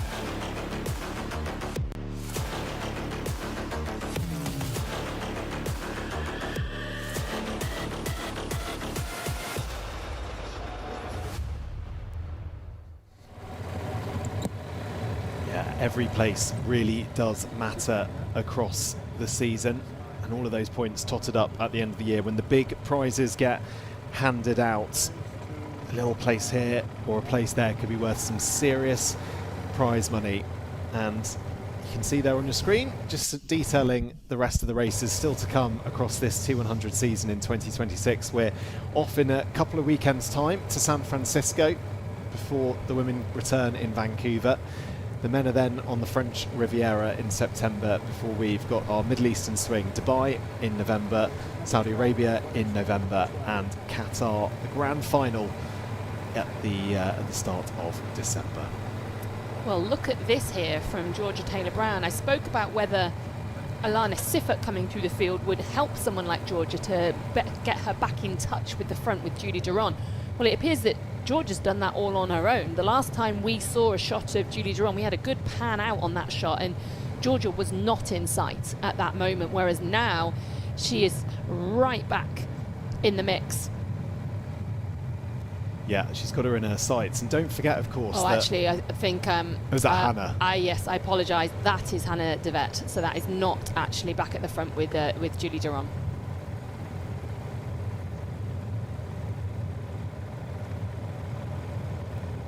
We forgive you, Vicky.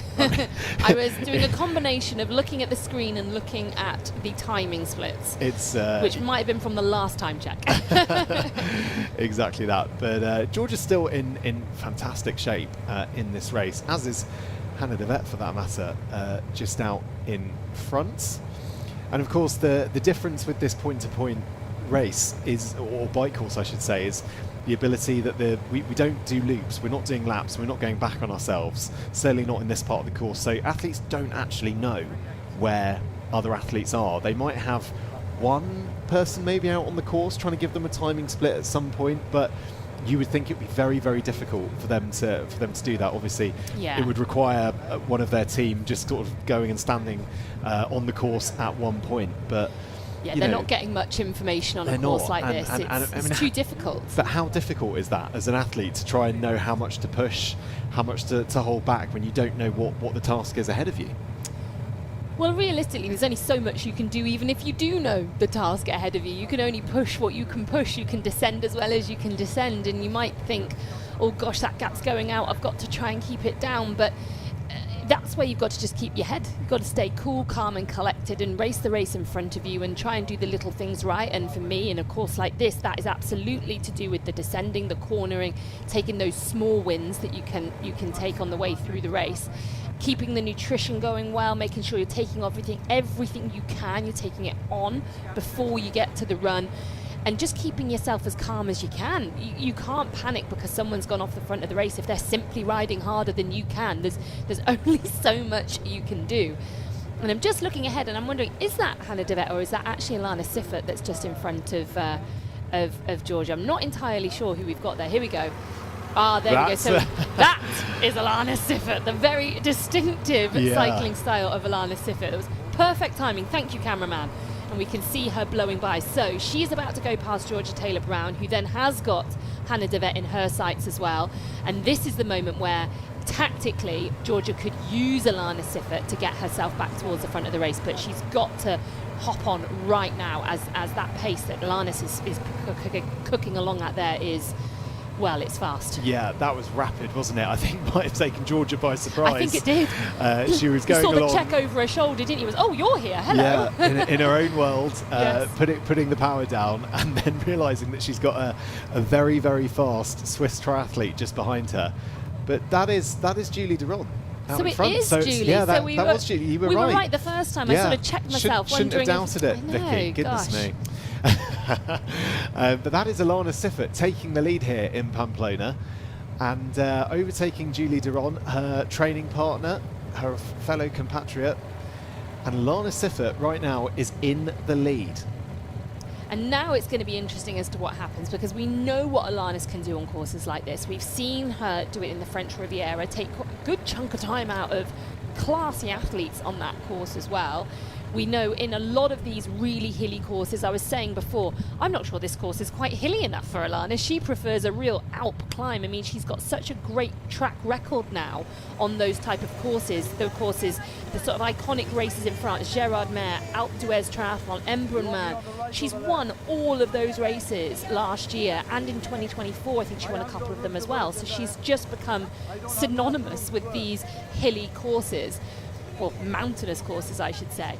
But she hasn't yet put together a run in a T100 race that indicates that she can hold on for the victory. So if you're someone like Julie Deron, you're Georgia Taylor-Brown right there, are you worried about Alana Siffert? Are you going to let her have a bit of time up the road here, or are you going to say, still a little bit dangerous, I'm not actually going to let her have too much time here, and do your absolute best to keep her within sight? And that's the calculation someone like Georgia Taylor-Brown has to make now, right? Because she can see the race getting stretched out a little bit further out in front with what Alanis is doing. Yeah, you're right, Vicky. If sort of France was anything to go by, you would say that there are strong enough runners in this field to eventually overtake Alanis once they get out onto the 18-kilometre run. But that was last year. That was Exactly. 2025. And she's young. And she's improving fast. Yeah. And do you want to risk that, you know? And I said it just before when we were talking about Georgia and what you would do. Would you try to bridge that gap to the lead? What's your tactics here? It might be they can't do anything. She is on such a level on the bike right now, they might actually not be able to do anything. Well, I say that, they obviously can, because Julie Deron is overtaking and saying, hello, Swiss teammate, hello, training partner, but I'm still here. You're not having it all your own way. It's just another training ride, isn't it, for Julie Deron yes. and Alana Siffert at the moment, bossing the front of this race and taking it in turns thus far to share that pacing load and make it as hard as possible for those behind. And there you go, Georgia's But Georgia's still not sitting far there. away, is she? She's almost letting the two Swiss girls set the pace now and just keeping herself 20 metres behind, letting them do the bulk of that work and keeping her powder dry, as they say, ahead of the run. And don't forget as well, Georgia was in that race in France where Alana Siffert did go off the front. So this is, you know, these are all Alanis and Georgia, relative newcomers to the T100, only raced with us for the first time last year, but they'll have that experience now, won't they? They'll have that at the back of their head. Yeah, they will. I mean, Georgia was 9th in that race in the French Riviera, but suffered with some pretty nasty stomach problems towards the end of the run. At one point, she was actually leading on the run, but unfortunately just had to rein it back in just to get herself through the race. And I know she's worked really hard on that aspect of things heading into this season, so hopefully a different outcome for her today. Okay, well, that is Sara Perez-Sala, a home race for her, and she led out the swim. She's having a decent bike leg so far, and for the first time this afternoon we can go down to former pro cyclist Kira McVitie, who's with some of her team. Kira.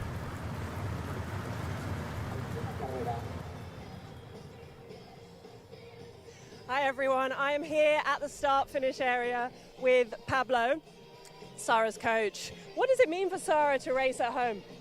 Well, obviously, I think there's not many opportunities for the people to race at home on the home crowd. So she's really happy to have the opportunity to be here. And obviously, the people will be on the hills and everything on the run course will be a bit crazy. I think so. Sara strikes me as someone who just loves taking a race out hard, just getting involved, enjoying the experience. Does it give her a little extra firepower racing here in Spain?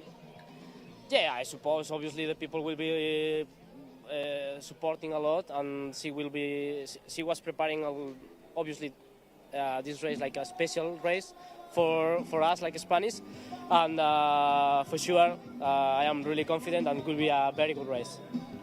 So talk us through the training then. Has there been anything different coming into this race?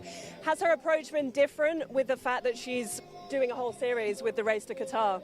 Well, the approaching was really easy because she was with back pain and everything, and she was like treatment like very easy and taking care, not being hard on the hard situation. So it was a bit tricky, but I think finally she arrives here in a good situation. Not obviously the best, but she's good. I think right now is in 6th position, so it's very good. So hopefully on the run will be the same, and she can finally end at the same position. Perfect. Well, we love watching Sarah race, and fingers crossed for her. Heading back to you in the studio now. Thank you very much, Kira. Yeah, fascinating to get the insights down on the ground of what it takes to be one of the very best triathletes in the world, which of course Sara Perez-Sala is, and racing at home, Vicky. I mean, just give us some insight into what that is like for an athlete, and how much of a boost or how much pressure that adds to you. I think it's really special. I think there is definitely something in, the home advantage, and I look at it from my world of short course racing, if you like, which is what I know as an athlete, and I always felt that the home races, I didn't feel it as pressure, I felt it as excitement. More of your friends and family could come and watch you. There was always more supporters on course cheering for you.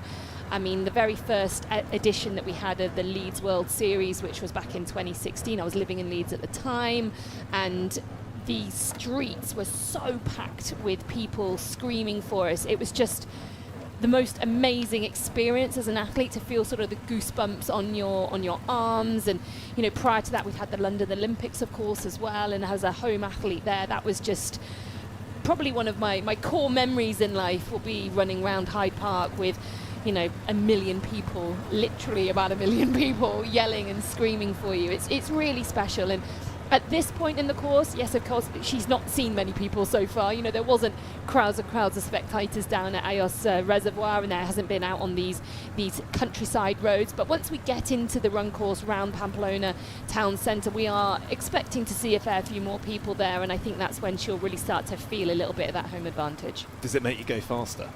Well, do you think it actually, it's sort of from a actual timings perspective, does it make you go faster? Well, when you look at the statistics, when you look at people who perform at home, I would say yes, there is something in it. Again, harping back to short course racing, when you look at those stats, the home races that we've held as British athletes, we've basically never been off the podium. In most races, we usually have 2 athletes, and that is an improvement on our usual statistics. So there is something in it. I can't quantify it, but it's there, it's real.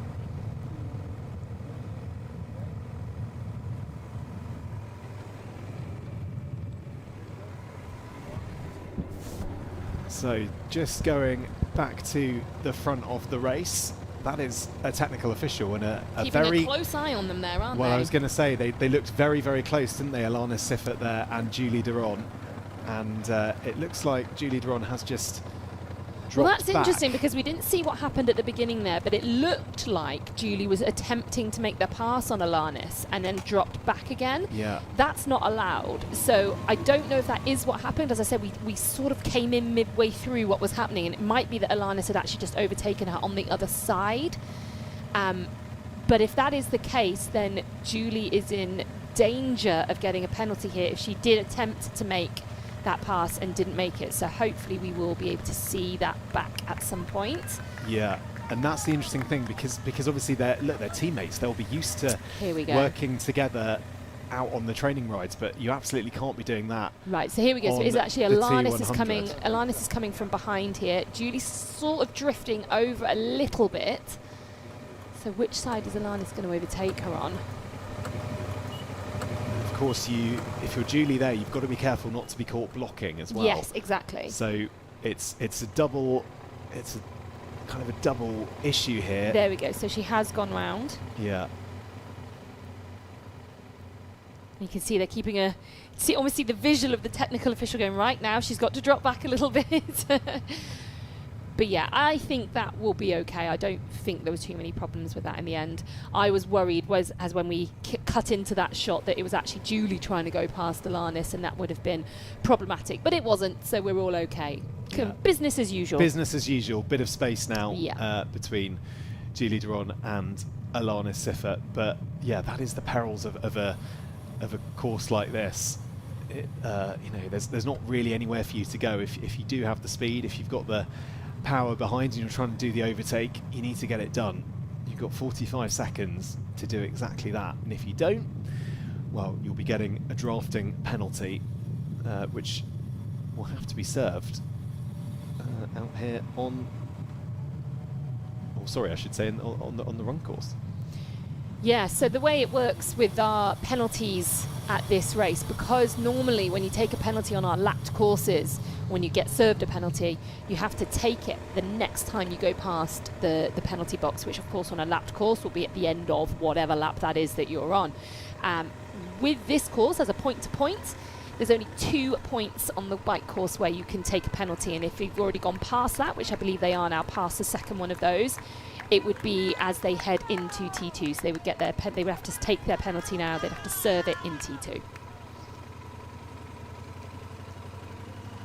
So we are here with Sophie Evans, formerly Sophie Coldwell, just taking on some nutrition on the bike there. It's a tricky game, when that, we're isn't watching it looks difficult. It's yeah, very, very difficult.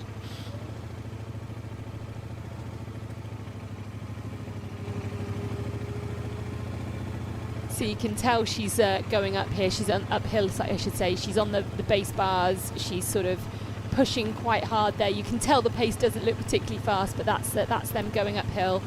And this is only Sophie's second ever T100. She's actually had a fair bit more time to prep for this race. She put in for a wild card early and was granted that, so she's been practicing quite a lot on her TT bike, and she is, as we said earlier, one of our 5 mums out there racing today. She's only in the 2 months back into racing after the birth of her daughter Phoebe, which was in May last year, and just really attacking all these different distances. And even though she's not raced a huge amount so far, she's able to really focus on the ones that she's doing, and she's spoken about that a lot, about how her training is now more focused. And yeah, I think we're going to hear from Sophie now and what she has to say about life as a mum and an athlete.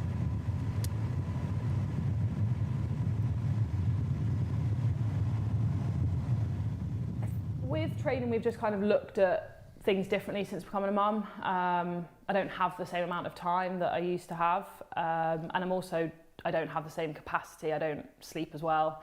I'm still feeding Phoebe at night. Just generally having someone to look after.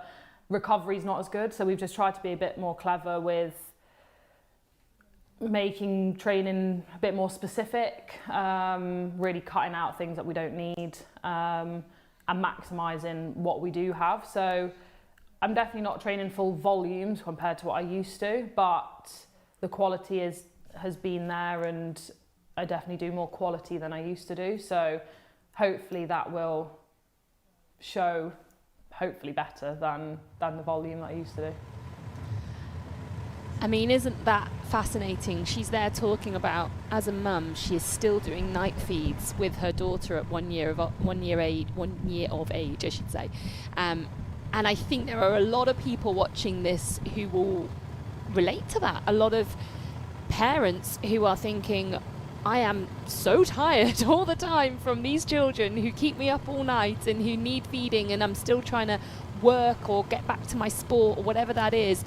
And Sophie's there doing it at the top level in the world and is still looking after and still feeding her daughter at night. And that, of course, impacts your recovery. There is no way around it. Once you become a parent, you can try your best to maximize everything as much as possible, but you just have to accept that your recovery is just never quite gonna be as good as it once was. And again, she spoke about the specifics and how they've had to make their training a little bit less volume in the training, a bit more specific, so every session has a real purpose. And again, that resonated for me. It's exactly what I had to do when I was returning from pregnancy, from maternity leave as well. So I just thought that was a fascinating interview there, and insights into motherhood and training and becoming a professional triathlete. Yeah, focuses the mind, I think it's fair to say, and really nice to hear Sophie say how proud she is of herself from getting where she was 12 months ago to being on the start line today. Is incredibly cool. While we were talking about Sophie, that was Alana Siffert just going past Julie Deron in this sort of battle at the front, as it were. The Swiss athletes both pushing each other and making inroads on this race. As we say, they're training partners. They'll be used to riding at the front together. Obviously, when you're training, you're allowed to draft, I guess. I mean, you wouldn't want to do too much of it. It reduces the impact of your training. But that said, you know, they'll have the measure of each other. They'll know what each other's skills and weaknesses are on the bike, and I think that could be really, really interesting come the latter stages of this bike leg, which I have to say has flown past really. We've got just over 20 kilometres left before we're down in Pamplona in the city, and we're going to lace up the running shoes and do 18 kilometres, 3 6-kilometre laps around the city. But yeah, Alana Siffert, she just looks fast, doesn't she, on a bike? I think especially going down this descent here. Again, another athlete who clearly enjoys riding their bike fast, taking the corners at speed, comfortable on their bike, knows how to handle it. But again, with everything we've said about the races that she's had such success at with these mountainous courses, is that a surprise? Oh, there we go, a little smile for the camera and everything. Clearly enjoying her time at the front of this race.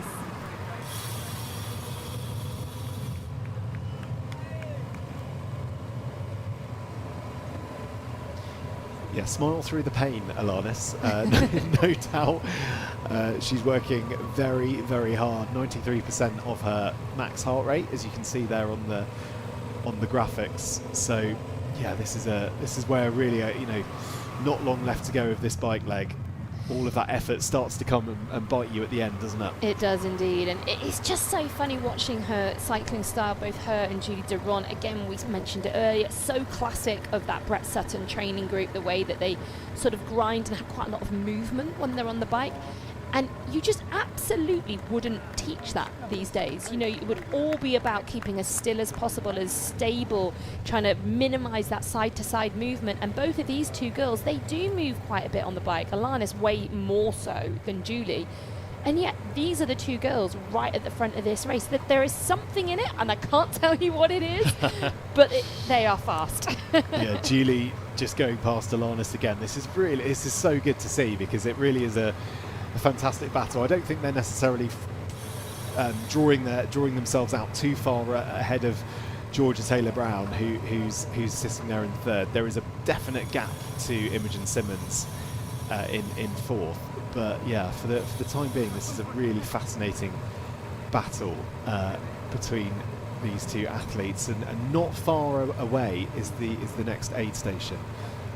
Which should be coming up fairly shortly. So opportunity to take on some final bits of nutrition right at the very end of the bike to set yourself up. And it looks like, again, that's an empty bottle cage, isn't it, at the back of Alana Siffert's bike there. You would assume there was nutrition in there. She might have obviously dumped it perhaps at the last aid station in the litter zones, which they are allowed to do on the T100. But yeah, I think it'd be a bad day to be a water bottle in Pamplona, I would say. Yeah, I would not be surprised to see her take on more fluids at the next aid station, and we don't know if those bottles bounced out or if she discarded at the aid station, but I can only assume she did.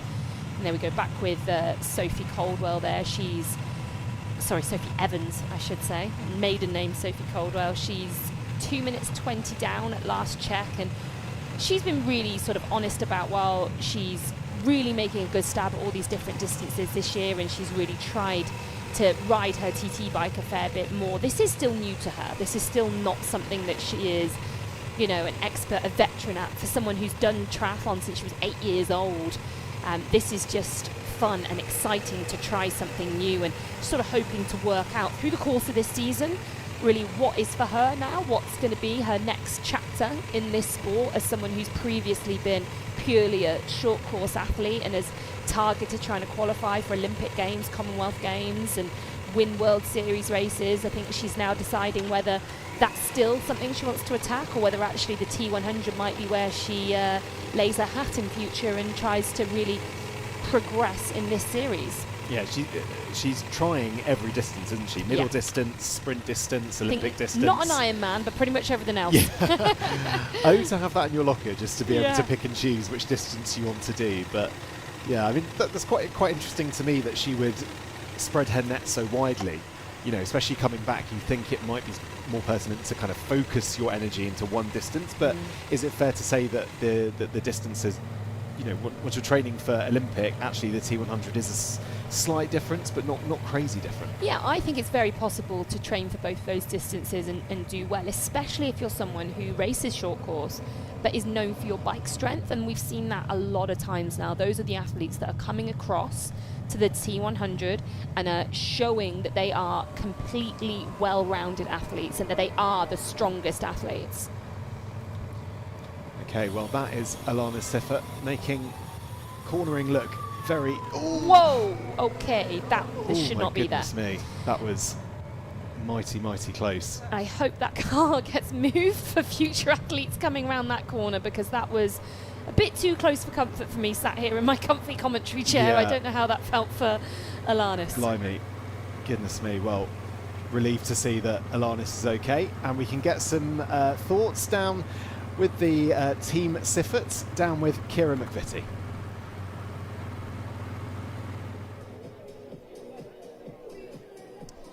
So we are here at the finish line with Madeleine, the mum of Alana Siffert. Alana Siffert, that's a name we're going to be hearing more often, I think. Yeah, we hope so. She wanted to come here especially for the mountain, by the bike. She liked the hilly, and that's some race that she really liked. For those of you who don't know, Alanis actually won a middle distance race in China last week. How's the turnaround to come here and be motivated to take the bull by the horns? So she did 3 races in Chengdu, a sprint, then the Shanghai, and come back in Europe for do a couple of races. And she absolutely wanted to come here before to do a race. So no, she wanted to race now. She had trained a lot, and now she wanted to race. I mean, she's hungry a bit of the race. I mean, we can see that out there. She is absolutely crushing it. What does it mean to you watching her? I could see you getting excited, nervous maybe. What does it mean to you? Before in the car, I came with the team of Sarah in the car, and I see some bad words in the car when she up. But now I'm not nervous, because she trained a lot and she know what to do. But a race is not finished. She will have to run, and until the finish line, you have anything can happen. So just we are here for the good things, also for the bad. It's not always like this. So just be happy that she lead now, and maybe it's continue, and we hope so. Well, we're very happy to see Alanis out there at the front where she belongs. We'll let you get back to give her some splits. And back to you, commentary team. Thank you very much, Kira. Yeah, fascinating to hear from Team Siffert there, and also just with regards to the highs and lows of supporting triathletes. And it's not always a good day, and at the moment it's a very, very good day for Alana Siffert. But yeah, some nice honesty there, but also you've got to be there. You've got to be there through the highs and the lows, haven't you? The highs, absolutely, and the lows. Yeah. Yeah, I think in a lot of ways it's harder being part of that support team, because you have the nerves throughout the entire race, whereas if you're an athlete, you kind of just have the nerves before the race. You don't tend to be nervous when you're actually out there on course. But also you've got to pick up the pieces if it's a bad day for them. You've got to maintain that positivity, and you've got to try and maybe give them the honesty, but softly, maybe. People don't tend to want to have a brutal conversation right after they've had a negative race. You've got to know what that person needs and how they're going to respond, whether they do need an arm around them or whether they need an honest conversation. And it's hard. You've got to wear the highs and lows with them, and you know, potentially take on the moods that they might have that may not be their best when they've just had a race. You're not speaking from experience, are you, Becky? No. It's just what I've heard. It's just it's nothing to do with me. No. Definitely don't ask my support team how they found me after a particularly challenging race. But it's everything, isn't it? You know, that's the thing. It's such a big part of, you know, it's a career. It's so important, and well, we're so invested, aren't we? Yeah, of course, and it makes so much sense that it would be such a big part of an athlete's life. And yeah, you know, your career is not forever. You've got to make the most of all of those moments and opportunities that you get. So yeah. Well, they've got a lot of years of that coming with Alana. She's still only 24 years old, and as her mum mentioned there, she raced in China twice over the last couple of weeks. Firstly, a sprint distance World Cup race, and then the following week in a 70.3 where she won. So she's had a real spread of racing so far this year as well, and again, just another athlete showing that they can do it over multiple distances.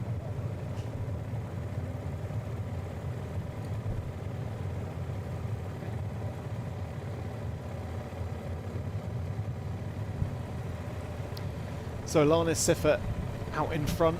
You can see on the graphic there, 15 places she's made up on this bike course. Just goes to show how impressive what she's done has been. She was 2 minutes 35 back at the start of the bike leg, and this is a field with some exceptional cyclists. It just goes to show how impressive this part of her repertoire is. She's just eaten up that ground, hasn't she, yeah, really? Yeah, so don't be under any illusion just how impressive this is. You know, these really are some of the best cyclists in triathlon, and she's made light work of getting to the front.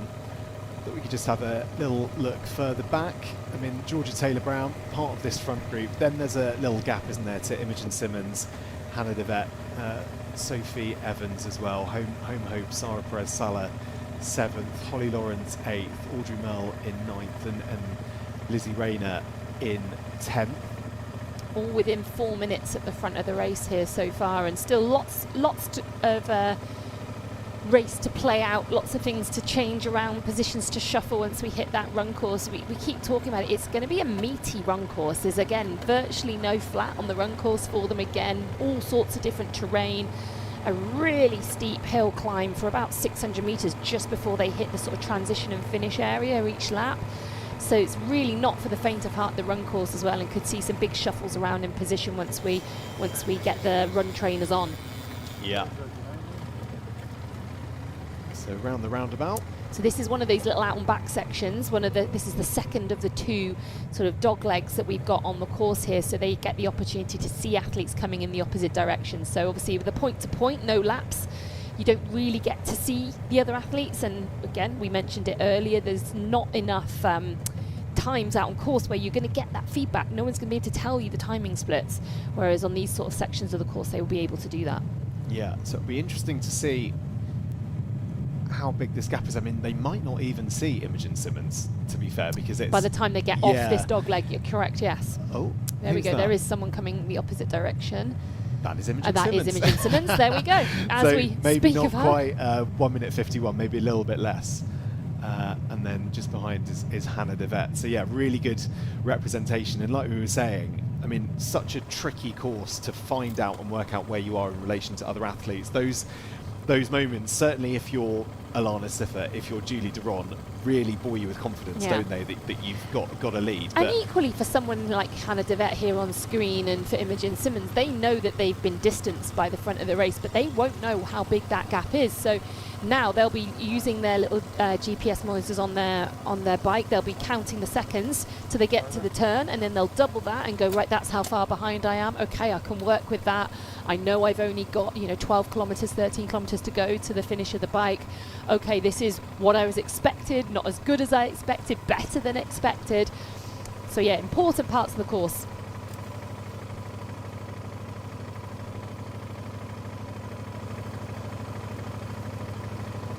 Yeah, it's those moments, isn't it, that you speak to a sports psychologist, you either make the best of them or you let those negative thoughts creep in. Really, really important to stay positive and make the most of that. Digest that data whilst you're also putting down as much power as these athletes are, your heart rate's high, there's a lot to think about.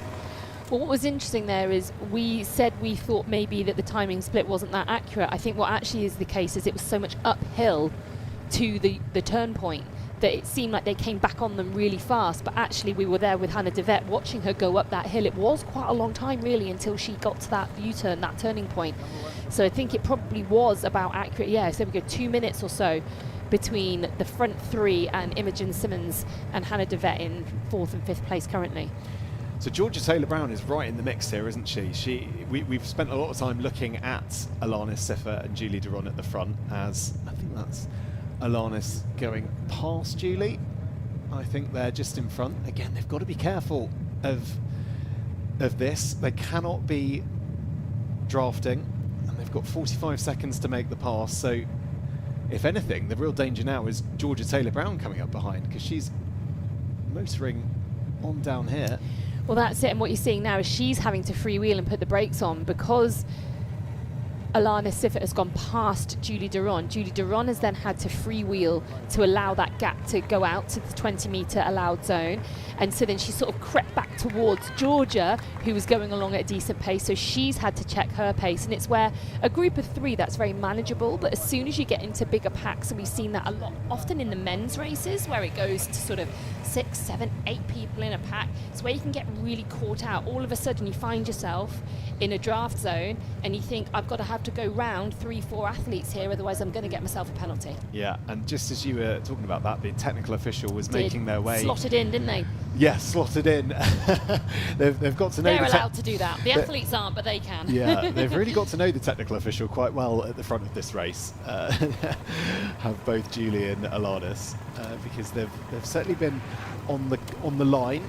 Doesn't look like there's been any penalties issued so far, and of course the race ranger data will contribute to helping the officials make a call on if there is a penalty that needs to be issued. But for the time being, not that we've seen, but the technical official back now at the front of this race just to keep an eye on what's happening. And I think what's interesting with Georgia here is she's been in this sort of 3rd place position for quite a long time now, good sort of 10-15 kilometres she's been here. But she's not getting close really to the 2 at the front. She's not really going towards that 20-metre draft limit. She's staying more like 50 metres behind, I think, 40, 50 metres. She's only occasionally getting close to them, and that was really because of the overtakes that were happening up front. And I wonder if that is a tactic. I'd rather just let them be 40 to 50 metres in front and know then when they do the overtakes and the person who's been overtaken has to drop back, I'm not going to be in any trouble. I don't have to be so focused on that flashing light in front, whether it's gone red or what colour it is. She's just keeping herself out of trouble. Okay, well, across the year, all our athletes are competing in the race to Qatar, our season-long narrative. Who will emerge victorious this afternoon?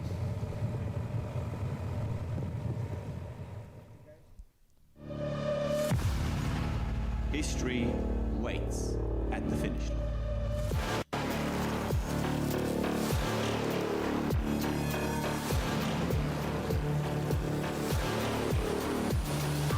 There's everything to play for.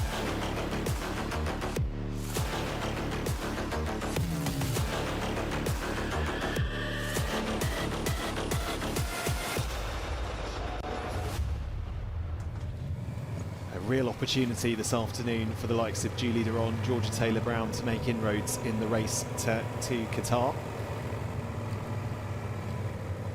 And yeah, if you want to get involved next year, we're coming back to Spain. You can scan that QR code for T100triathlon.com/Spain/participate. And that will take you right onto the page. But this is an interesting part of the course now, Vicky, isn't it? We just saw a huge speed bump, yes. Uneven road, nice, short, sharp inclines. That's right, and you can see those elastic bands on the back of Georgia Taylor-Brown's bike there. They are what have been used to keep her bottles hooked on. They're obviously undone now because she's been using those bottles. But this is where you've got to hope that you either don't lose the bottles, or if you do, that you've already finished them. Yes, exactly that. Interesting as well, they're still quite tight at the front there. Alanis Siffer and Julie Duron, the technical official is hovering, I think it's fair to say. keeping a very close eye on those You definitely two. don't want any of the athletes to be getting penalties. You certainly don't want that to be happening. But yeah, Georgia Taylor-Brown, just interesting on her, and thinking about the endeavour that she's been doing, and we'll come back to that a little bit later, because it's time, I think, to hear from Imogen Simmons. She's just leading that second group back, around 2 minutes behind the front of the pack. And let's get her thoughts on coming back after a really tough 2025.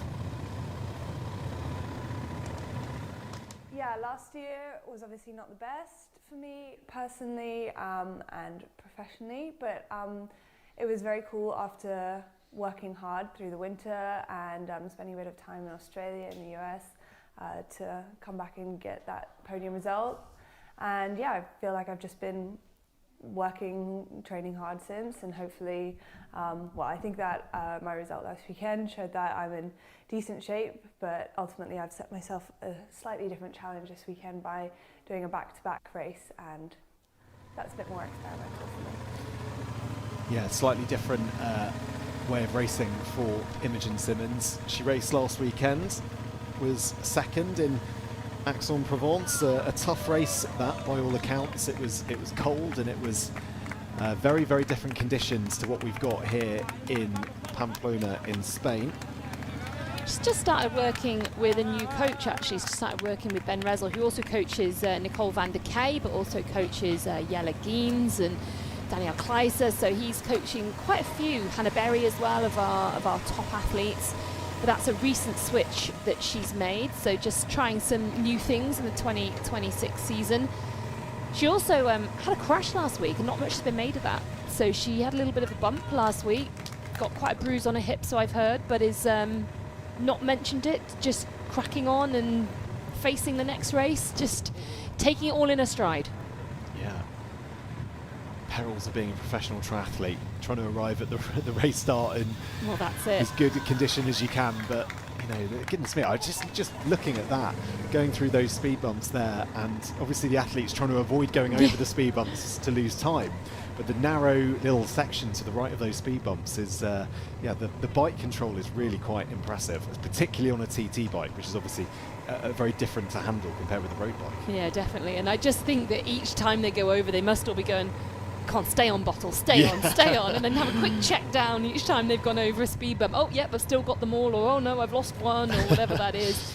The one that sticks to my mind is the one in London last year, where some of them had lost their bottles before they'd even exited the XL Centre. They were losing them on the ramp down on their way out, and yeah, so there's been a few developments since that point with these elastic bands and things they've been using to try and keep the bottles in place.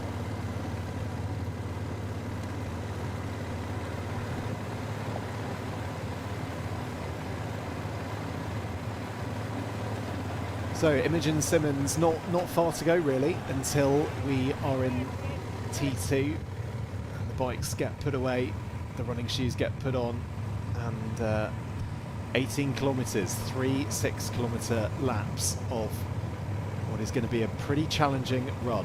Yeah, it's fair to say. We can see they've sort of come down now, haven't they, out of the rolling hills, and they're now in the more industrial areas as they get close to T2 in the centre of Pamplona, where there will be a little bit more activity, I think, going on that definitely. run course. Interesting with Georgia here, I just wonder, you know, because obviously at the front we've had Julie and Alanis trading places, trading blows, being able to be at the front. I mean, how much energy does that require to overtake, and how much perhaps energy has Georgia saved by not being in this battle at the front? Well, it's a double-edged sword. Yes, okay, they're sort of trading blows at the front, and so they're having to put in those surges to go round and everything. But with Georgia, she's so far back out of that 20-metre draft zone, she's kind of getting absolutely no benefit from being there, because even at 20 metres, there will be a bit of a drafting effect. It's not obviously as much as if you're sat on the wheel or if you're at 10 metres or 12 metres, but there is a drafting effect, and she's not getting any of that because she's chosen to sit so far back. So I guess she's had less spikes in her racing because of where she sat, but she's also probably had to just do it all on her own. Yeah. Well, she's in prime position here, as are all three of these athletes, really. good 2 minutes ahead of Imogen Simmons and the rest of that pack just behind. And yeah, final few bits of this course really before we get into the business end here in Pamplona, and a really beautiful city and a beautiful run that awaits in just a short while. But super impressive, this bike, isn't it, from Georgia? I mean, to be right at the very front here, we sort of were speaking about how she seemed a really good frame of mind coming into this race. She seemed happy, she seemed excited to be competitive. I think that was, having gone from last year where she sort of arrived with a smile on her face, but kind of more of a willingness to see what happened and perhaps didn't see it as competitive as this. I think she's here and she means business. Yeah, I think that the story for Georgia last year was just, can she find a love for the sport again? Can she find it fun to turn up at races? Can she be inspired to try something new and to attack this sport with gusto again? Because she has been a top athlete for a long time now. You know, she won a world title in 2020. She won her first World Series podiums back in, I think, 2018. But you go back to, I think, 2013, she had a World Junior podium. So she's been in this sport for a really long time. And I think that last Olympic cycle heading into Paris, it sort of beat her up a little bit. It was a tough gig. Only a 3-year cycle, meaning usually you sort of get a down year the year after the Olympics. You kind of didn't have time for that for Georgia in 2022. So I think she needed a little bit of a fresh year, a year to just do what she fancied, see if she could find something that she loved and really enjoyed. And she said quite candidly, she didn't think it would be this. She didn't think this would be the thing that she would enjoy. She thought she might get almost a bit bored doing it and drift off on the bike in her own little brain. But actually, I think she's proven through, you know, every race she's done, she's got better and better. And actually, she's interested in working out how she wins. She wants to know how she can win. She's trying to figure it out. She's not far off. You know, she's had that second place now in Qatar at the end of the season. And I think she's really hoping to balance both this racing and the short course racing. And she's already done a World Series short course race this year. I think she was 4th in that race. She's got next weekend in Alghero, another short course World Series race. So she really is properly trying to balance the two now this year. And I just think we're seeing a Georgia Taylor-Brown who is excited to show what she can do. She's showing her strength across all 3 disciplines, across different distances, and someone who we've come to know in the sport is a threat. Whenever she is on the start line, she is a threat. Last year we didn't know what we were going to see from her. This year I think we do know. We know that when she turns up, she's fit, she's ready to rumble, and she's working out how she can win these races. Yeah, and balancing short course with T100 is always going to be the age-old challenge. When looking at what Hayden Wild did last year, by all accounts, obviously had a fantastic year on the T100. Didn't make the inroads that we perhaps thought he would do in short course. Just proved, really, didn't it, how difficult short course is and how doing both of these together is challenging. As Georgia Taylor-Brown just goes over that little bump there. Well, I mean, we saw in Singapore Matt Hauser making his debut in the T100, and he was very clear that this was sort of probably going to be a one-time thing this season. Maybe he might come back for one more later in the year if he gets invited back onto it, but his main focus is the short course, and he really found it tough to live with the pace in the T100. I mean, I thought he did a very admirable performance. He was 5th, wasn't he, on debut in the T100? But he came 5th in Singapore and then turns his attention back to what he is purely aiming for, his main event in the short course racing, and he dominated that race in Yokohama a couple of weekends ago. So he's shown that is his thing. You know, he can focus on that and he can do that really well. But it's hard for him and many athletes to just divide their attention, split it, and be good at both. When you can do that, I think that's the mark of a really diverse athlete. Yeah. Certainly is. All right, well, there you go. That is the setting in Pamplona, where we are for our T100 race this afternoon. The women's event underway and not long left to go of the bike course. The athletes right now on actually the part of the bike course that overlaps with the run course. There's a small section that is actually on both. So that's where they are right now. But incredible city, very, very historic.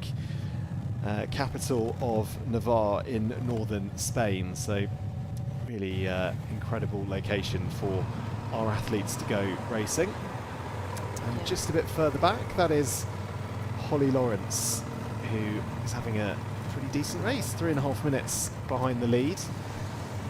And yeah, well, Vicky, I mean, she'll be hoping to get off the bike obviously as soon as possible and make inroads on the run. There's a lot to be worked out. Just if you think about Alana Siffer and you think about maybe going back to France last year, not having the run legs. There's an awful lot of questions, aren't there, going into this final part of the race? Sure, yeah. I mean, 3.5 minutes can sound like quite a lot, but also 18 kilometres is a lot as well. You know, it's going to take these girls over an hour to run that distance, and so there is a lot of this race left to go, and we've seen big changes in positions throughout the run courses over the T100, over the history of our racing so far. And Holly, again, we said it earlier, is an athlete in her first race of the season, whereas virtually all the rest of these girls have raced so far this year. So for her, there's probably a little bit of rustiness in the legs, plus a little bit of jet lag, just shooting in from Boulder this week. And I know she's been putting down some big training hours trying to get herself ready for not just the T100, but to take on some Ironman races this season as well. So there's a lot of things to shake out for Holly, I think, before we see where her true performance level is at this season. But I think in a really solid position as she embarks on the run course, or is soon to embark on the run course.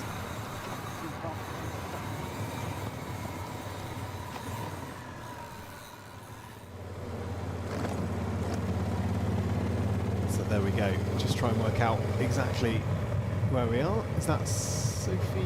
That's Alana Siffer. Oh, that's Alana. Beg your pardon. Yeah, we're back with Alana at the front now. We're back at the front. Okay. There we go. Yeah, we were on Sophie, who just caught up to Holly Lawrence on one of those speed bumps, didn't she? And now here we are back at the front with Alana, who's only got, well, just less than 2 kilometres now until they hit T2. So T2 and the finish area are in the Plaza del Castillo, which is, you know, really directly linked to the San Fermin Festival, which is just such a historic festival here in Pamplona. It's obviously, of course, synonymous with the running of the bulls as well.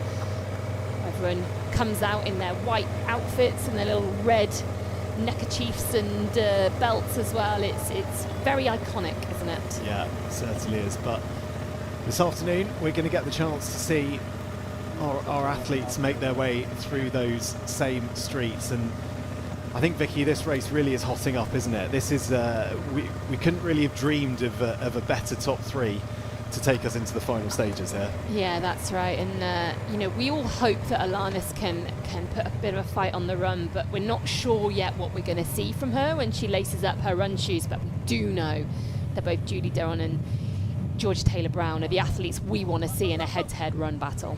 Oh.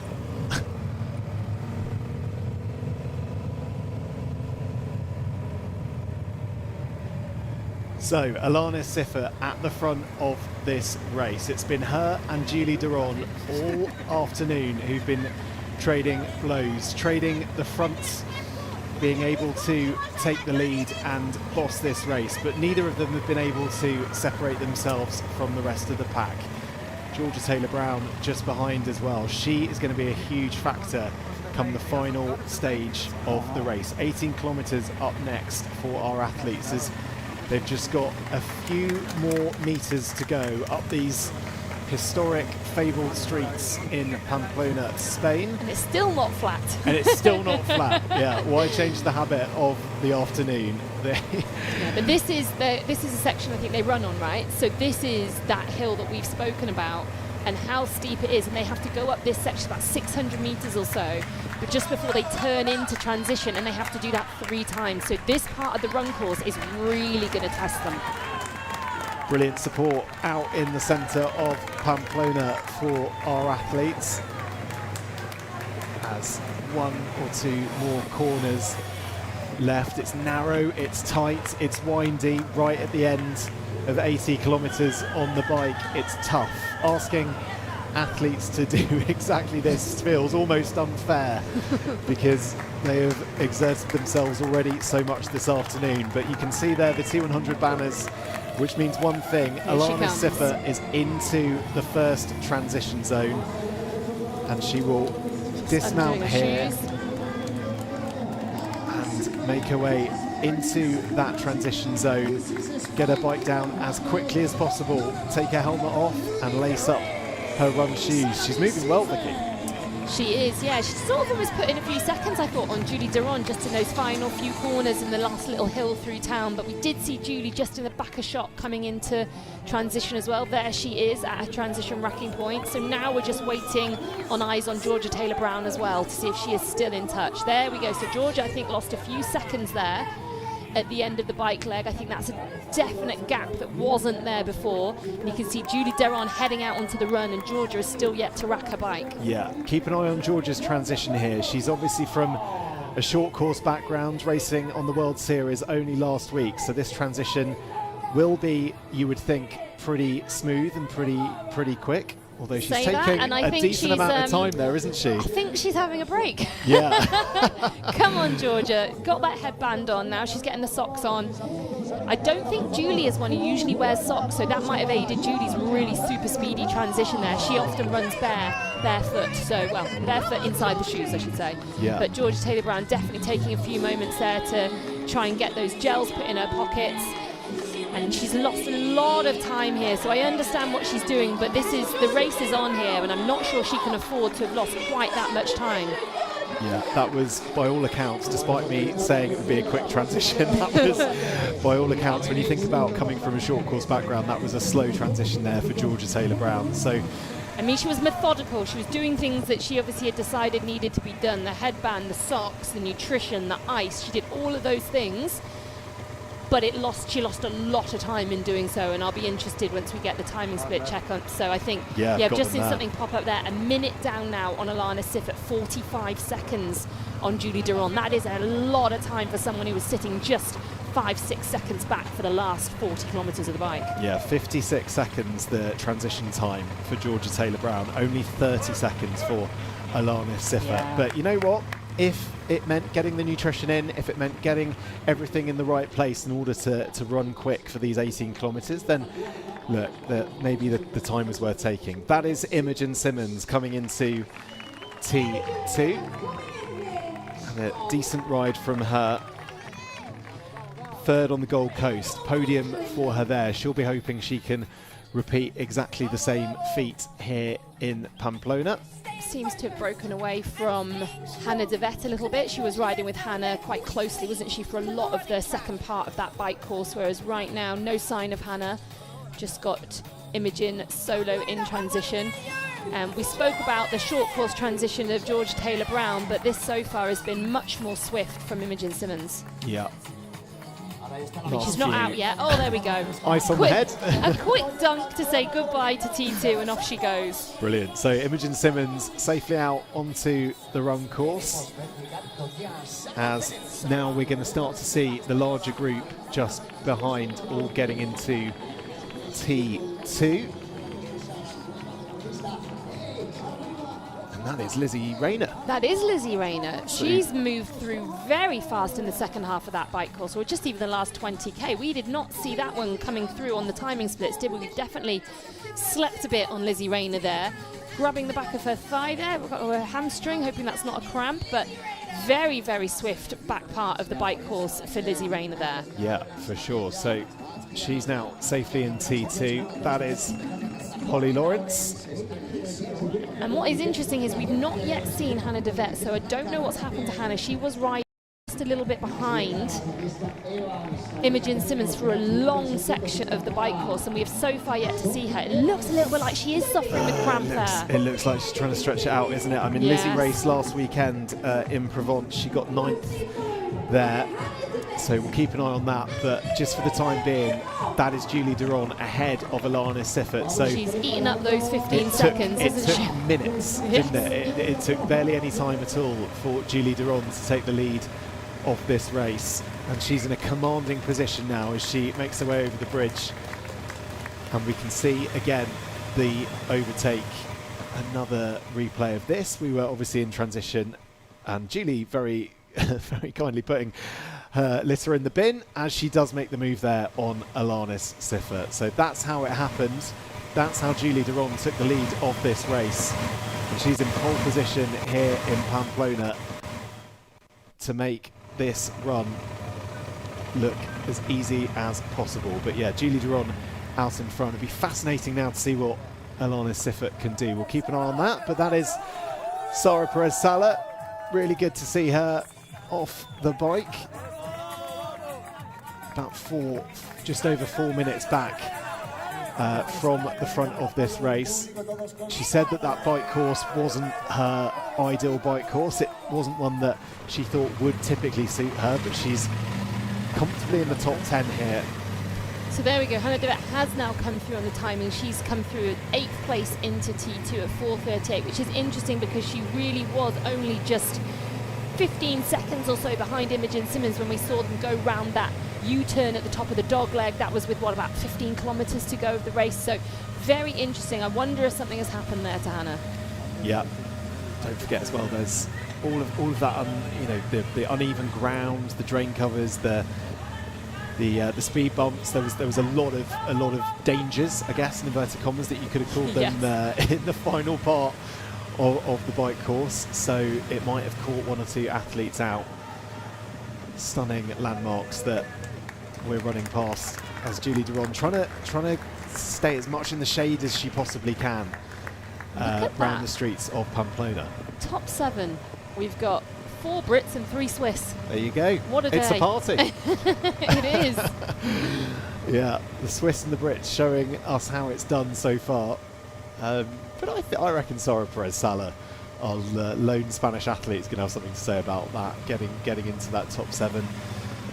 Devet as well, Taylor Spivey not far behind. There we go, so a little bit of heart rate data there. So Alanis Siffer definitely working hard at that 94%, whereas again, if that's right, Georgia Taylor Brown cruising along at a mere 70% of her max heart rate, as we see. Julie take on some water and some nutrition there. Oh, a little bit of a shot back into the bin there, and possibly taking on some Morton there, of course, providing us with all our drink mix and gels across the T100 series this year. So the athletes at every aid station will have the option to take on water, or they'll be offered these Morton gels and drink mixes so they can keep that energy up, keep those carbs high through the run course.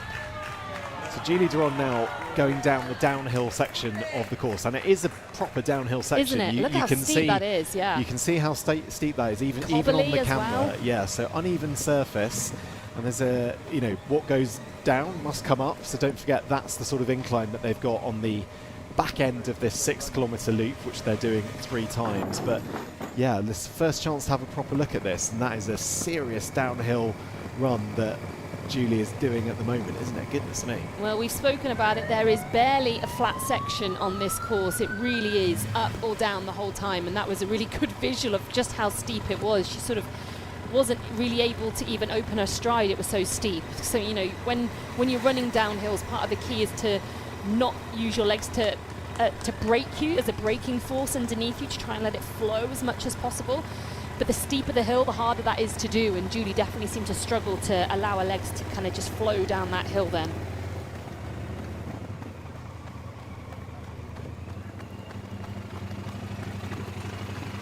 So just looking at Georgia Taylor Brown, she's starting to reduce that minute gap that it was to Julie.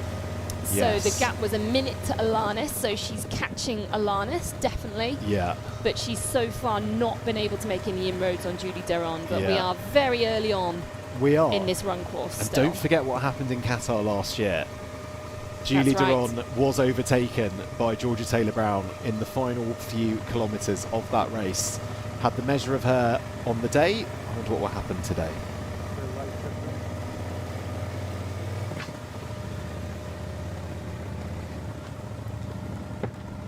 And that is the distinctive running style, I think it's fair to say, of Julie Duron. It was at this point, wasn't it, Vicky, when we were last time out on the T100 in Singapore, where we got a good look at Hayden Wild's bucket hat with a hole in the top. That's right, the bucket, as it is now been dubbed. There you go. So I wonder if we're going to see any crazy headwear with the women. I don't know. There we go. Julie just heading now onto the sort of gravelly section of the course down by the river. So it really has got everything, hasn't it, this run course? We've had some cobbles, we've had ups and downs, we've got crowds through the twisty centre of town streets, and now here we are sort of seemingly out in the woods and the forest down by the river, running on the trail. Nice bit of variation if you're an athlete, actually. You know, you can't get bored. This is no out and back run course, is it? This is kind of got a bit of everything. It has. It's got a little bit of everything to keep you entertained as you race your way around the 18 kilometres. Yep, and don't forget that the age group athletes that are also racing today get to race on exactly this course. We've got 1,300 age group athletes racing the 100-kilometre distance. We've also got the Spanish Middle Distance Championships, which are also part of it this weekend. So we're going to have some very, very fast athletes on the course, not just, of course, our professional women here, but those age groupers as well. And if you want to access all of the live data that we've got access to here in the commentary box, you can scan that QR code, which will take you to t100triathlon.com/live. And a bit of shade in this part of the course, which will be a welcome relief. As we said, we don't give them any flap, but we will allow them a little bit of shade. That's the only concession we've made for them. Exactly. So just another look at some of the highlights from the transition. No socks area. No socks there for Julie Duron. You were right, Vicky.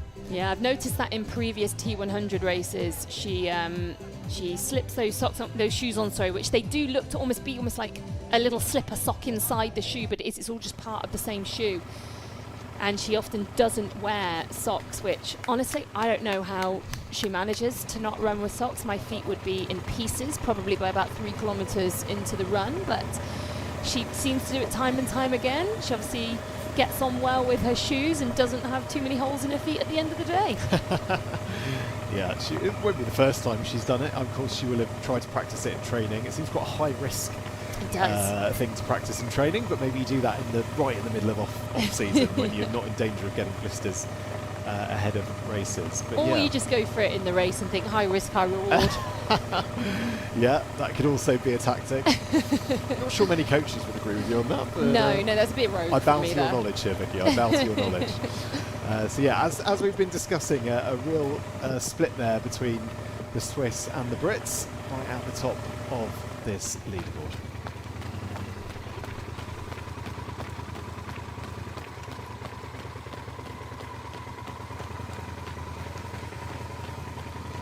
So Imogen Simmons about to go onto this tight gravel section of the course. Really narrow actually through there.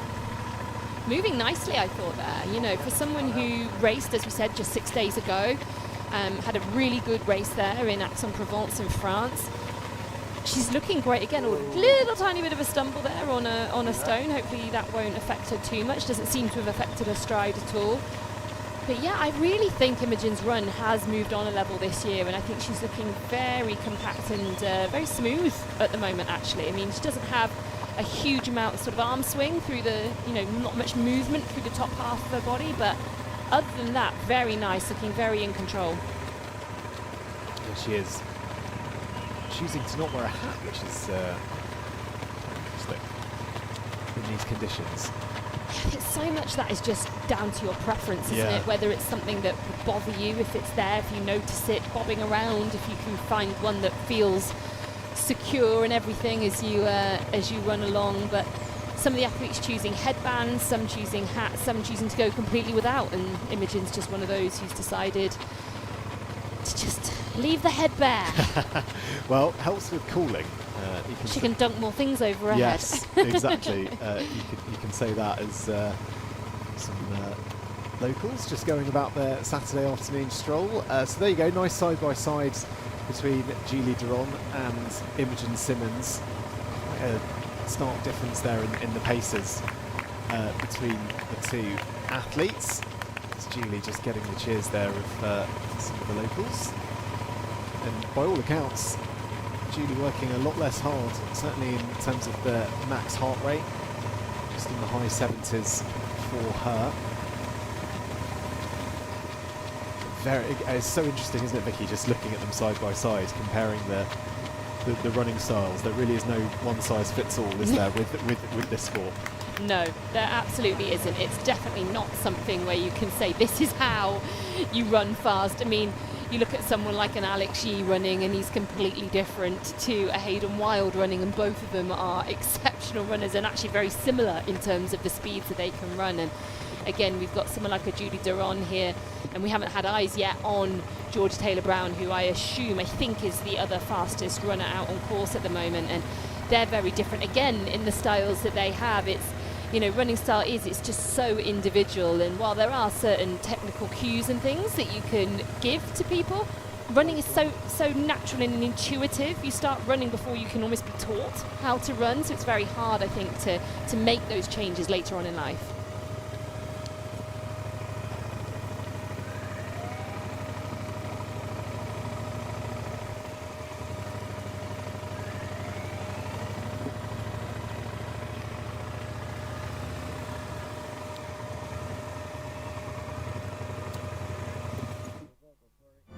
Does she have what it takes here to become world champion this year? She didn't just pass. That's saying to Taylor, you've got to up your pace right now. Julie Duron, you are a T100 winner. Blasting by her. Julie Duron, second place here in Vancouver. Congratulations, Julie Duron, you are the winner of the T100 Dubai. Yeah, I'm just so glad to be back and to be feeling myself again. Third place there for Julie Duron. She will take her spot onto the T100 podium, not to be for the World Championship today. Yeah, there you go. That's some of the highlights of Julie Duron's time with us on the T100. There's been plenty of ups, a couple of downs, but yeah, she's a fine athlete, and it's a real privilege to watch her race. And she right now is bossing this race, it's fair to say. She had company on the bike with Alana Siffert right behind her, and also Georgia Taylor-Brown, but she's certainly looking pretty good for this at the moment. Still a good distance to go though, and it's worth pointing out Georgia running very well. That gap is just starting to come down, creep down a touch. Yeah, she's starting to bring it back down, so it's gone up to about 51 seconds, back down to 42. But that's the frustration of the transition. Oh, I is it know. not? I'm a little bit angry, I'm not going to lie to you, as someone who tries to sit here and remain as impartial as possible, but is very friendly with Georgia. I'm going to have a word with her about that transition, I think. I know there will have been the processes that she will have been trying to get everything done and put everything on in the right order, but I really feel like she could have put that gel in as she ran, or held it or something. I felt like it was just maybe almost a little bit too calm and collected. And do you think it was tactically calm and collected though? Don't know. Yeah, okay.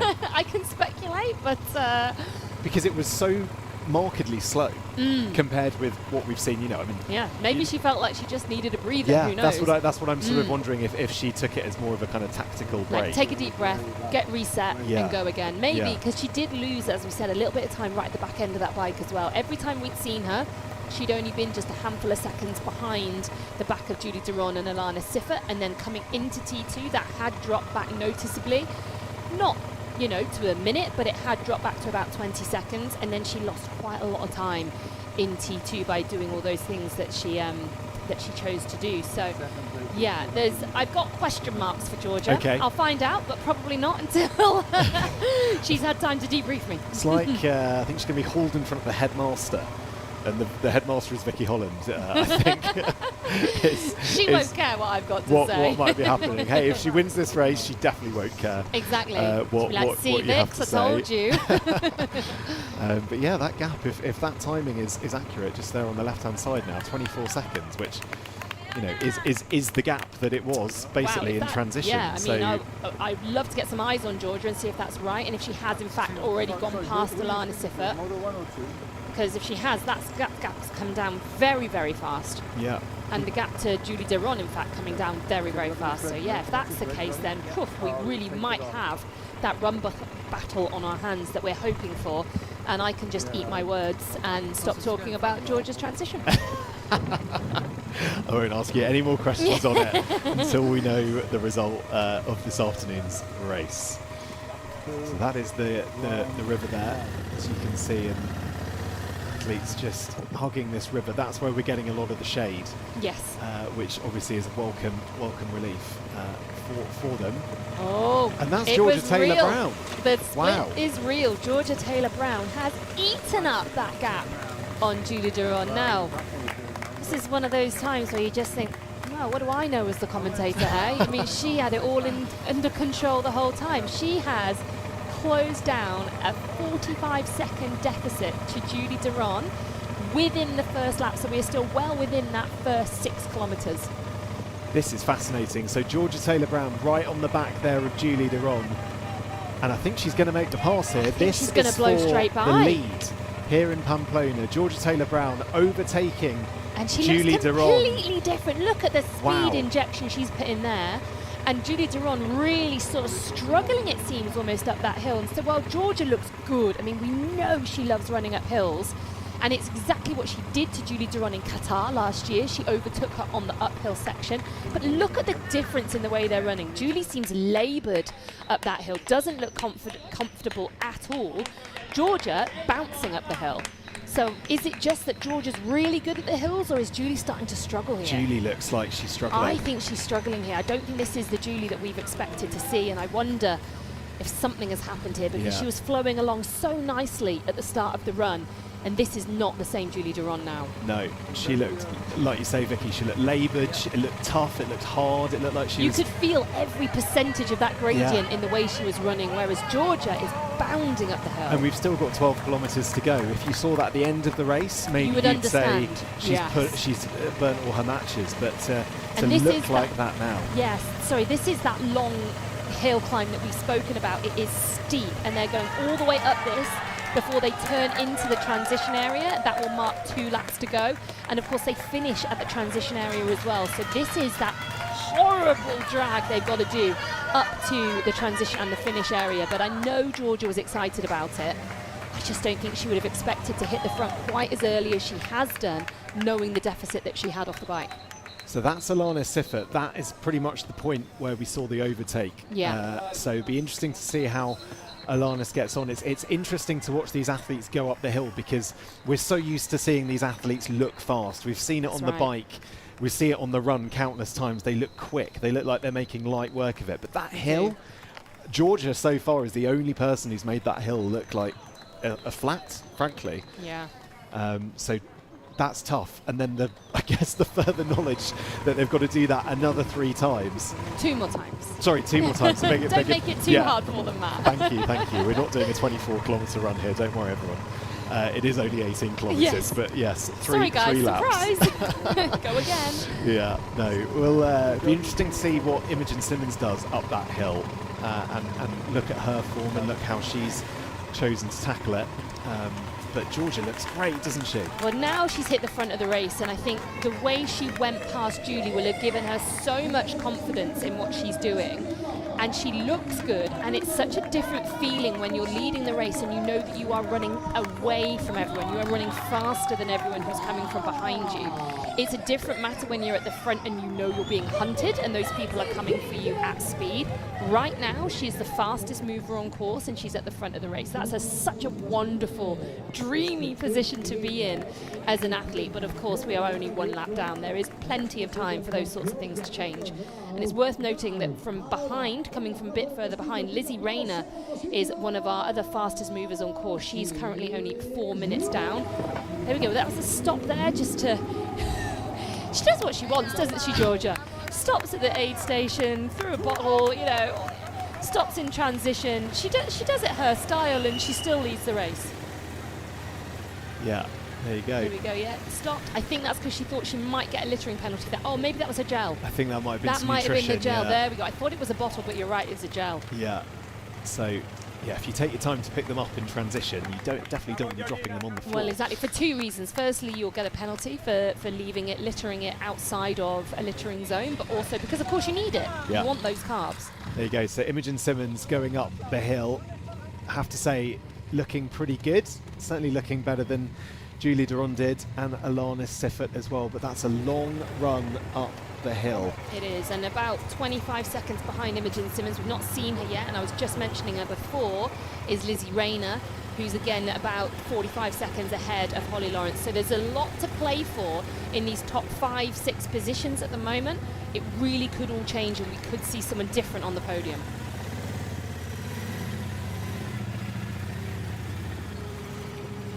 I want one of those skateboards.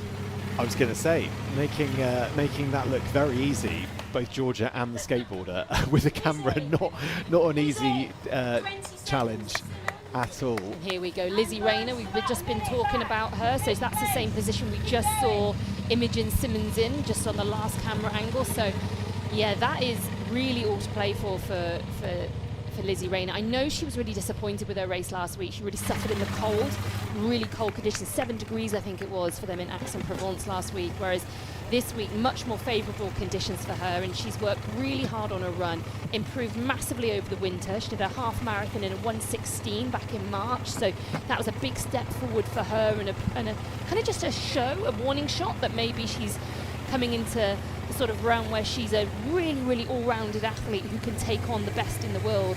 From someone who was only just getting their first starts in the T100 last year to now being someone who's contending for a top 5. And, you know, right now, the podium isn't even completely out of range. We're still kind of questioning what's Alana Siffert going to do. Can she hold on? How's Julie Derron looking? We know that she seemed to be struggling.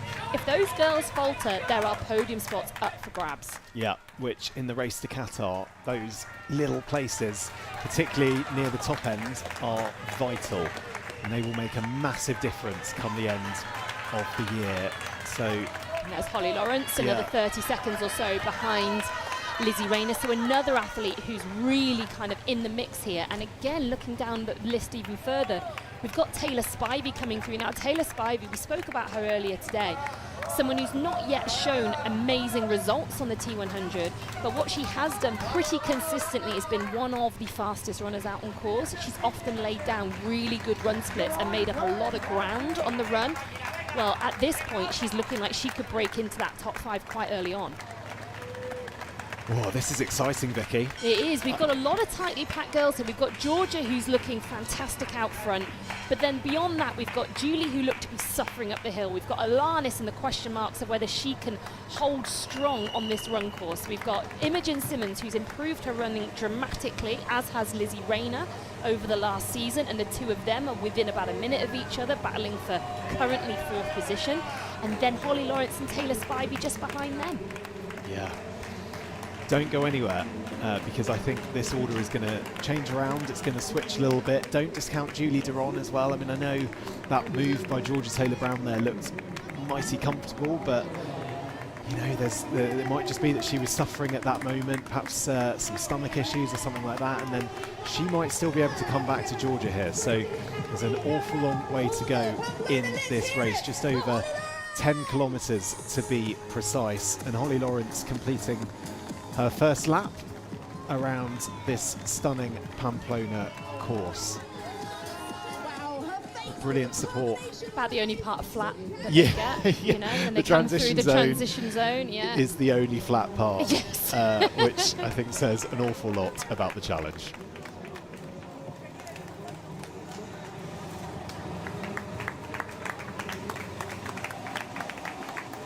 So that is Holly Lawrence taking on some water in the heat here in Pamplona, Spain. We've been treated to an absolutely cracking race so far, and it feels like it's only just getting started.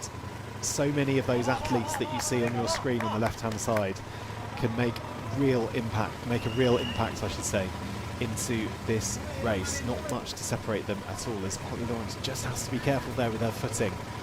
Just a drain cover or something just caught her out there, and that's also a danger, isn't it, Vicky? On a course like this with so much uneven ground, you have to be careful. But we can get the thoughts, I believe, down on the grounds of Team Duron. They're joined by Kira McVitie.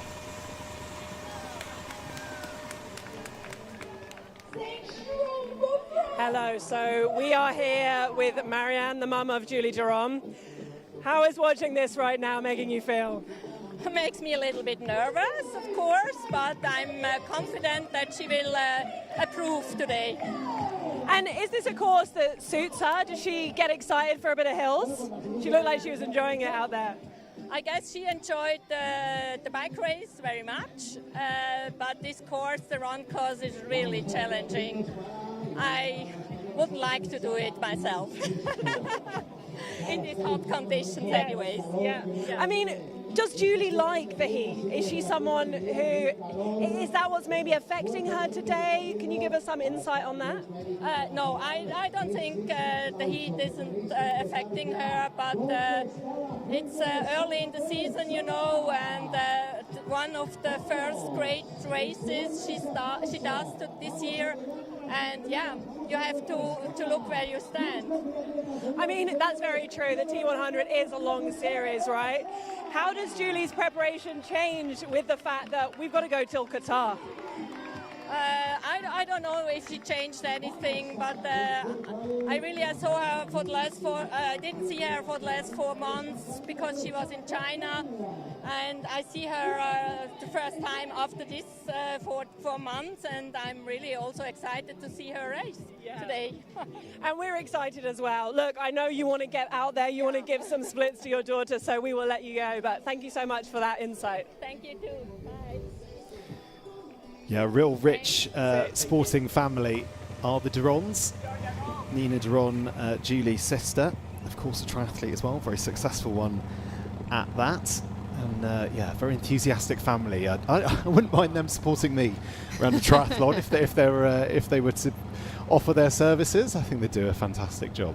Well, I thought it was nice, wasn't it? Her mum just said there that it's the first time she's been able to support her in a little while and even see her, because she's been abroad. She's been training in China for, 4 months or so, I think she said. So hasn't been able to cheer on her daughter for quite a while, whereas here she is able to give her those cheers on the sidelines. Must be nice to get to share that day with your daughter. Yeah, it certainly must be. So Georgia there looking very impressive at the front of this race at the moment. Be interesting to see what Alana Siffert can do, won't it, Vicky? I think, because I've been watching the time gap. gap. Have you? Because she's stayed firm, hasn't she, in that third spot? Well, she has. She's dropping perhaps a little bit. I guess the question is, what can Imogen Simmons and the like do? And do you think that they're very likely to catch her? I think prediction time, hey? Put you on the spot. I know. I think Imogen was about 3.5 minutes down at the end of the bike. That's down to 1.5 minutes. And, well, I say that, the time split is jumping around a little bit, but I think it's down to about 1.5 minutes. And that is after 1 out of 3 laps. So, just on maths alone, we know obviously things can change, but just purely on maths alone, you would say that Alana Siffert is going to get caught by Imogen Simmons, and highly likely as well to get caught by Lizzie Rayner, I think. So those girls coming through from behind, maybe even the likes of someone fast moving like a Taylor Spivey might come through as well. So yeah, I still think there's going to be lots of changes, and I do think that final podium position especially is up for grabs. Well, of course, across the year, all of these places matter. A podium, 4th, 5th, 6th, they all count in the race to Qatar.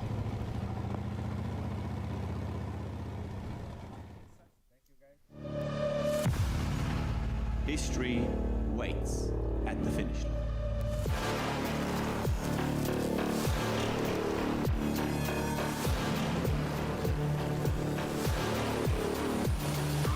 There's everything to play for.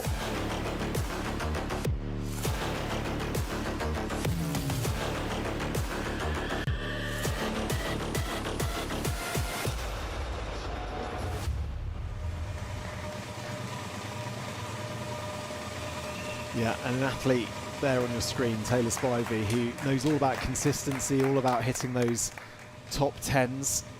In many ways, so impressive that she's able to consistently be in contention there or thereabouts. I mean, last year, fantastic set of results, apart from Qatar, which she finished 15th, which sort of would have been on the disappointing end of her expectations, but 9th in San Francisco, 7th in Vancouver, 6th in Dubai.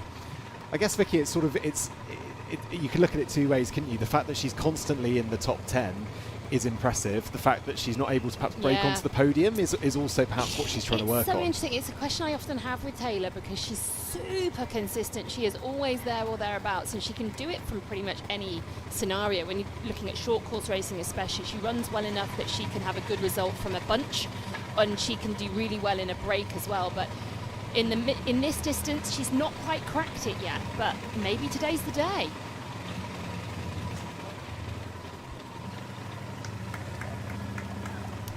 And there we go. So she's just passing Holly Lawrence, who's stopping to take on a lot of fluids there. So Holly's obviously really feeling these conditions.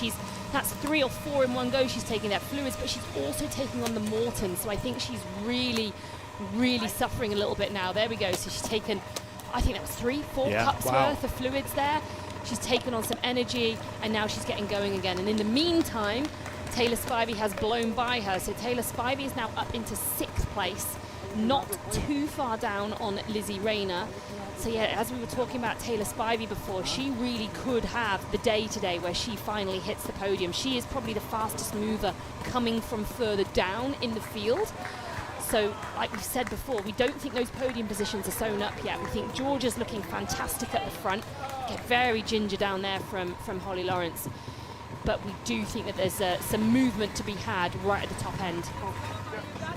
Yeah, as you're tired, like going down those hills, it must just be so challenging. You've got to really hard on the keep, quads. Yeah, but you've got to keep your concentration, right? Because one step in the wrong direction, you just catch a You don't want to curb, stumble. you roll your ankle, all sorts of issues obviously off that. Perhaps you don't finish the race. So yeah, this is the time to concentrate, but it's also the time when you're the most tired.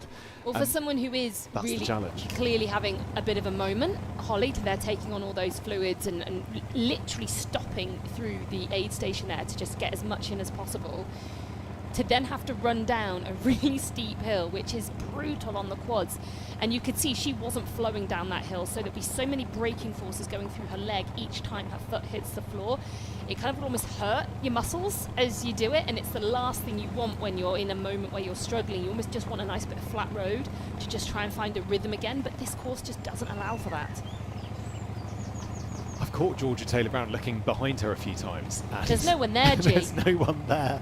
Sorry. I would imagine she will have a few people out on course giving her some timing splits, helping her to understand where exactly the threat is going to come from, be that Julie or bit beyond. And that's the comparison there, just between Georgia Taylor-Brown and Taylor Spivey in 6th.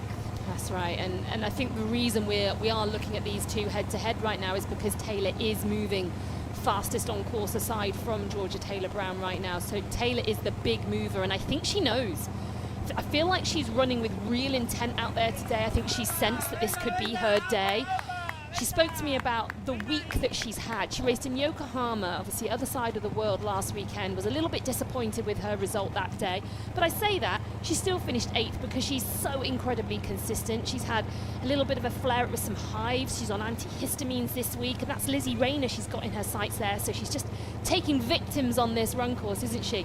But after that, she had a couple of days of sponsorship agreement work that she was doing out in Japan with her short course sponsor, Descente. She then did a travel across the world back to Europe, a few hours at her home before travelling across Spain. Her home, I should say, is in Girona, and then a few hours travel across Spain to end up here in Pamplona. So when she spoke to me, she was saying, I'm not feeling at my most fresh right now. I'm hoping that firstly the antihistamines sort out my hives, and secondly that a couple of extra days rest really put me in a good position for the race. But right now, this is such a motivating position for her to be in. She's weathered the bike where she did lose a little bit of time. She's come off not far down from a lot of good girls, and one by one she's picking them off, and she's about to move herself up into 5th place. Yeah. And she looks full of running too. This is potentially on for, 5th is her best result on the T100. And you can see Imogen in the distance as well. Yeah. So right now she knows she's about to take Lizzie Rayner, and Imogen Simmons is the next one up the road, and then one more place and she's hit a podium. There you go. So that's the motivation she needs as Taylor Spivey overtakes Lizzie Rayner there. That is 5th place for Taylor Spivey in Pamplona this afternoon. And like you say, Vicky, she's the one moving the best out of all the athletes that we're seeing on screen at the moment. Her and Georgia. That's right. Absolutely looking like they're here and wanting to make their mark, and Taylor doing exactly that. So Imogen Simmons, her next target.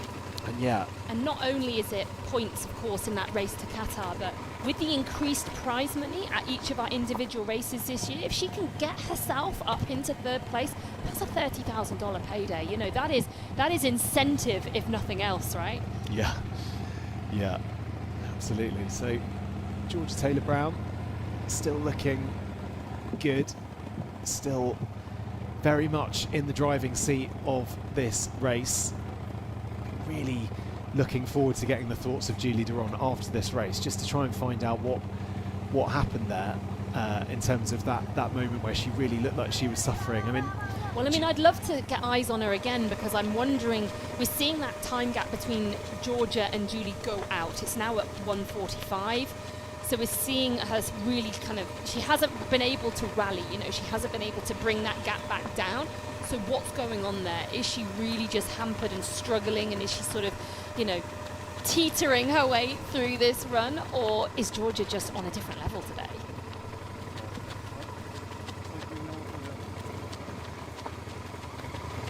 This is my day job. This is your day job?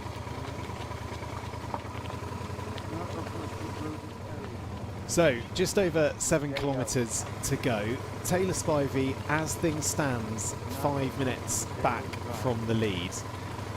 Like you were saying, Vicky. But within about 2 minutes of the podium. Yeah. So is that, 7 kilometres, 2 minutes, it's doable. Yeah. And a lot depends on Alana Siffert herself. How is she feeling? How is she holding it together? Is her pace starting to drop?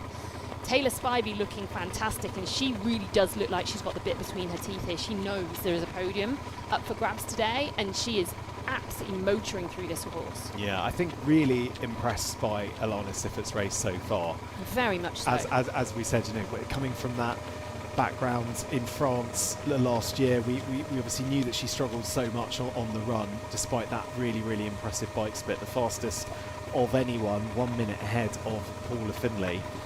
She's 24 years old. Yeah, such a young athlete, so much ahead of herself. It's exciting, isn't it, when you think about what potential there is with that sort of bike power in her locker. I know, to have that weapon at such a young age, it's quite rare. People tend to have to sort of work for years to develop something that becomes their real standout. She's just got that. She's just phenomenal on a bike. She eats up these courses. Again, we said it before, the hillier the better for Alana Siffert. And I hear that she's always super relaxed as well. Nothing really phases her. She just kind of takes things in her stride. We saw twice out on course today. Firstly with a car, secondly then with a pedestrian on course. She just took it in her stride, not phased by it at all. And again, that's a real super skill, a super strength for her as she goes through her career. But right now, she's got a bike that's competitive with the very best in the world. And if she can improve her run leg a little bit as well, then we're going to be seeing things from Alana Siffert for years and years to come. Yeah, a really exciting prospect indeed. That on your screen is Taylor Spivey. Incredibly smooth running technique. One of the best runners that we have on the T100. And this is that hill that Georgia Taylor-Brown will only have to do one more time. This is right at the end of that second lap. And you've been saying, Vicky, all afternoon that actually Georgia relishes these hills. I don't believe anyone can relish a hill like that for a second. Like when you look at it, when you look at her running like that, it doesn't actually look like it's that steep. No, it doesn't. Because of the way she manages to run these hills. But when we've looked at some of the other competitors going up the hill, I think that gives a bit more of a true reflection of the gradient that they're actually tackling here. Yeah, couldn't agree more. It's often that thing in sport, isn't it? When you see someone making it look so easy, it's so hard to actually understand exactly how difficult it is. But Georgia making light work of this part of the course. I'm keeping my eye out for her family, who I hear with her dog. So dog is here in town today. So if we see Alfie dog, it's Georgia's dog.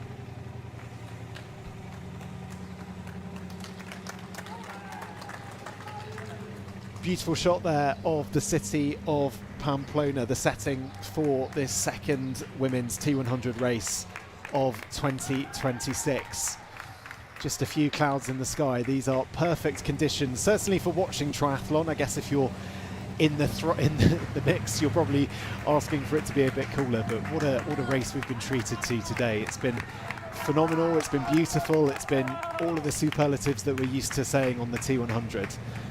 And certainly the person at the front of this race right now, Georgia Taylor-Brown, with it to lose as things stand. She's put on a mighty display today. As she said, Vicky, she's sort of done it her way. She has. And she's proven to everyone, including us in the commentary box, that she could have had a sit down, couldn't she, in T2 there, with her. She could have got a camp chair out, sat down, you know, maybe had read the newspaper while she did it. It just seemed so calm, but slow. You know, I was just thinking, where's the urgency here? But Georgia knew best, and it's paid dividends for her. She's absolutely, completely in control right now as she nears the top of that hill, and will take her way through transition for the final time.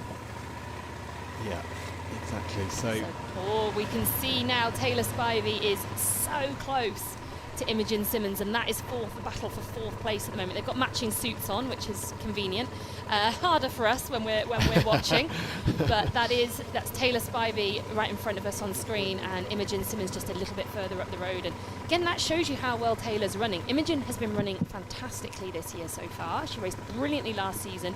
She's running well today. There is nothing wrong with the way she is running today, but Taylor Spivey absolutely eating up the ground to her right now. Yeah, Taylor Spivey, average pace at the moment is 3:49.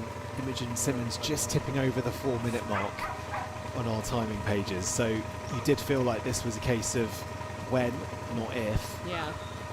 And yeah, this is going to be the move then. So Taylor Spivey right behind Imogen Simmons here.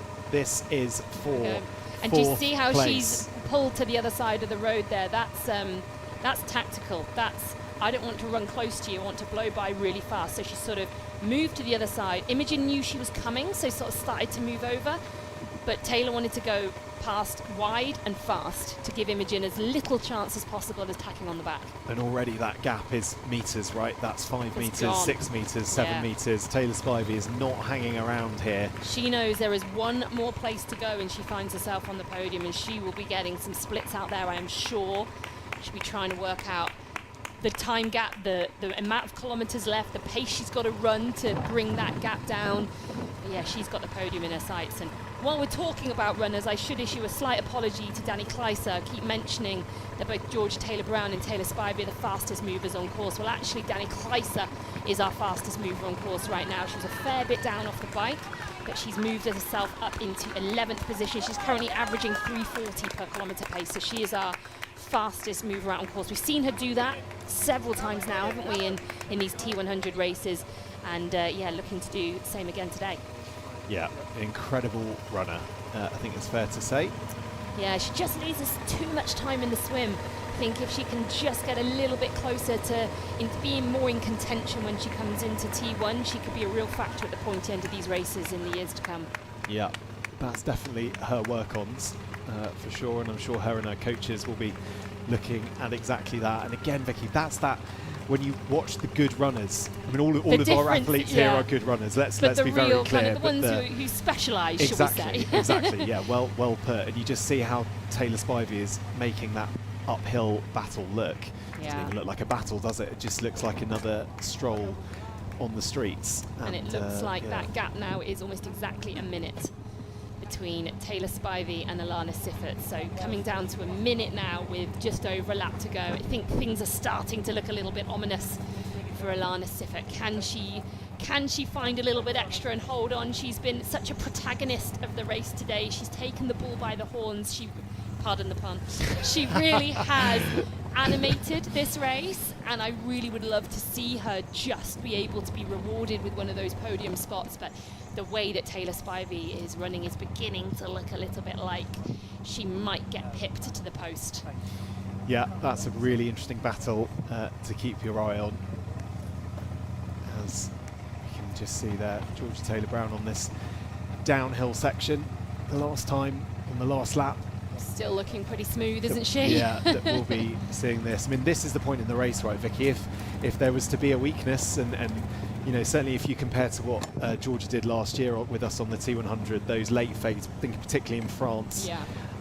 You know, when she came over the line, she looked in a terrible way. Well, she was walking through the final sections of that race, wasn't she? And that's been a big change for her this year. I spoke to her about this just yesterday, where she's spoken about how she really struggled nutritionally stepping up into this middle distance race in the T100.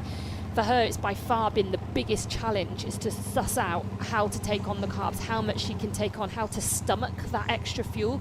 You don't really need to take much on in short course racing to get through the race, whereas in these distances, it's crucial that you do.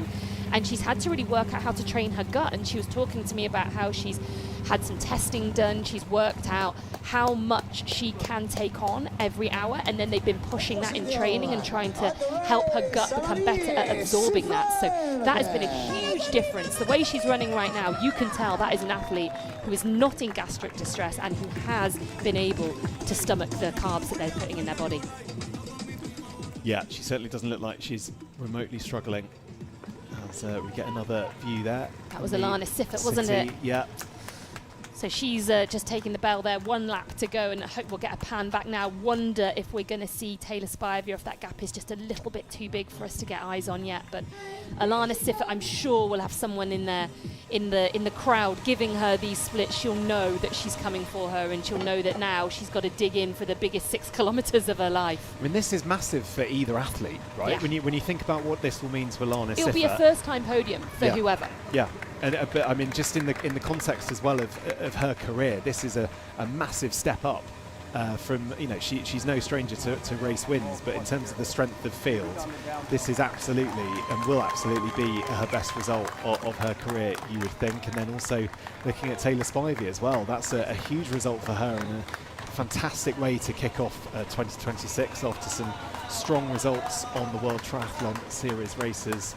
So this is a big opportunity for either athlete. Yeah, either have yet to crack this distance. You know, Taylor having a best of 5th and Alanis a best of 10th. One of them is going to podium today.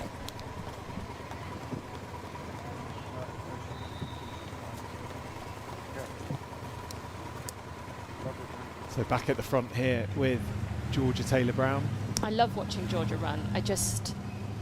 I always think it's so deceptive. She really does look like she's sort of jogging along, bouncing along, and then you get a head-to-head where she's running next to someone else and you realise how fast it is, or you see a pace split and you realise just how fast she is. She's just got a very smooth, very relaxed run style. She always has. And yeah, now here she is out the front, looking like today could be the day that she finally takes that top step in the T100 and shows that trajectory just keeps on going. We had last year in those races where she was 12th, then 9th, then 4th, then 2nd, and here she comes in her first T100 of 2026, and it's looking like she's going to take the top step and get that first place. Yeah, that's a good way to do it, isn't it? Start with those results and just creep up and get better and That's better. it. And yeah, she right now is in absolute best possible position she could be to take the win. And who would bet against her right now? I think that performance in Qatar was probably pretty indicative of what we were to expect. Yeah. This She year, was no wasn't longer it? the rookie by Qatar, was she? Just ask Julie Duron as she Yeah. sailed past Julie, and you know, it'd be both of these athletes we know are going to try and There we go, a bit of ice down the front. bit of ice down the front. That's an awful lot of ice. Feeling hot clearly towards the end of the run, and that's a sensible thing to do because now she's got that buffer, that lead. She doesn't have to hurry through these aid stations. She can actually take a bit of time, do the right things, bit of ice in the mouth there, sucking on an ice cube, put it on the head, just try and keep herself in one piece, because that's the only thing now that's going to come between her and this victory. If she overheats, it can go downhill so fast and you can wobble your way off the course or very slowly to the finish line, and she does not want that to happen. Just 4 and a bit kilometers left to go. Look after yourself now. You can slow it down a bit, take on everything you need at the aid station, cool yourself down and get there in one piece. Yeah, this is the time to take your time. Absolutely. I mean, where there was some debate, wasn't there, between us as to whether the transition was the time to take your time. This is the time, very much. to take your time.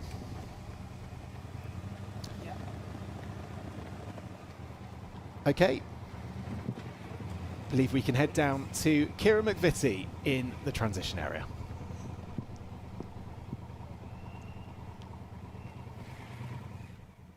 Navarra acoge con gran ilusión y con un reto muy motivador pues acoger este evento deportivo porque bueno, con gran orgullo mostramos nuestra comunidad que está preparada para acoger actividades deportivas al aire libre y además con una variedad paisajística enorme, con lo cual para nosotros es un reto muy motivador que espero además que sea igualmente feliz para todas las personas que participan. Bueno, la verdad es que el público navarro es un público que se vuelca con los eventos deportivos. Somos una comunidad en la que se practica muchísimo deporte y tenemos además muchos deportistas referentes, con lo cual cualquier evento deportivo que se celebra, la ciudad se vuelca. Yo creo que este fin de semana también está siendo así y ojalá pues todo el mundo también disfrute, desde los deportistas hasta el público.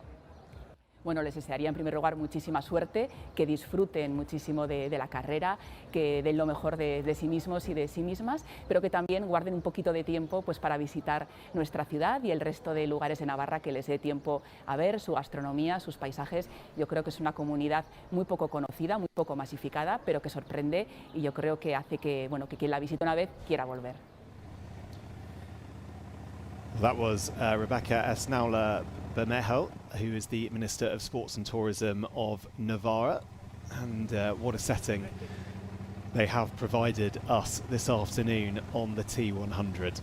An incredibly historic part of the world and an amazing place to go racing, not only of course in this final part on the run, yes, but also on the bike as well. That point-to-point course that was the absolute highlight for me. I think what a stunning part of the world this is to go racing, and I'm sure people watching at home will be thinking about booking their next trip here. But anyway, here we go. Let's talk a little bit about what we see on screen, because Taylor Spivey has just caught up to Alanis Siffert. She's not quite there, but it is looking like any second now, barring some kind of disaster, we're going to see Taylor Spivey overtake Alanis Siffert. And what a brave race it's been by Alanis so far. As I said, she's really taken this race by the scruff of the neck. She's given everything. She played her cards on the bike and she's ran for her life here. But it does look like Taylor Spivey is going to ease past her on this part of the course. Taylor Spivey looking now set to hit her first ever T100 podium, stepping up from her best previous result of 5th place. A little bit of a wobble on the cobbles there. You don't want that, Taylor. Let's not get a rolled ankle at this point. But she is... Oh, you can see Alanis is trying to fight. You can see it with her shoulders, the way she's almost wrestling her way through. She's desperately trying to respond to Taylor Spivey, but Spivey is just edging away now. And I think that's it. I think Taylor Spivey's gonna take that 3rd place. We now need to know, what is the gap ahead? You know, how far ahead is Julie Duron and what kind of shape is Julie Duron looking in? Yeah, heartbreaking there for Alanis Siffert, really. She's been such an amazing part of this race and was very much on for her first podium, but that just looks like Taylor Spivey has put pay to that and now is in that 3rd spot. There we go. We're seeing lots of athletes taking their time It's through hot. that aid station, Yeah. and that tells you how hot it is, right? That tells you how deep these athletes have had to go so far and how hot the conditions are out there that they're going. She's just got 3rd place, but yet she still took her time through that aid station to take on the nutrition, to take on the fluids. Yeah, huge. So there we go. Taylor Spivey into 3rd down the hill. That will be potentially her highest finish on the T100 so far for her. So great news for Taylor. But our attention is also at the front of this race with just over 3 kilometres to go of this final lap.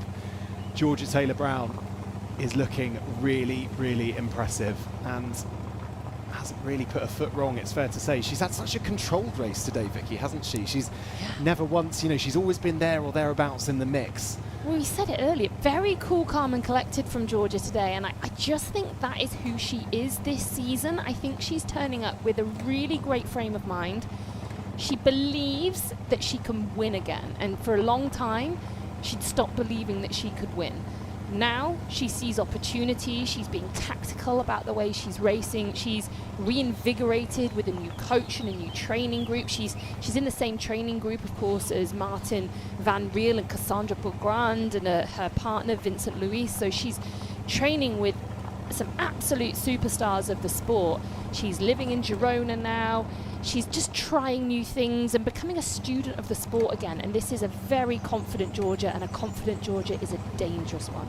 Yeah, you said that to me earlier in the week, and I don't think there was a truer word spoken. Georgia Taylor-Brown right now looking right at home on the T100 and on for her first T100 win of her career.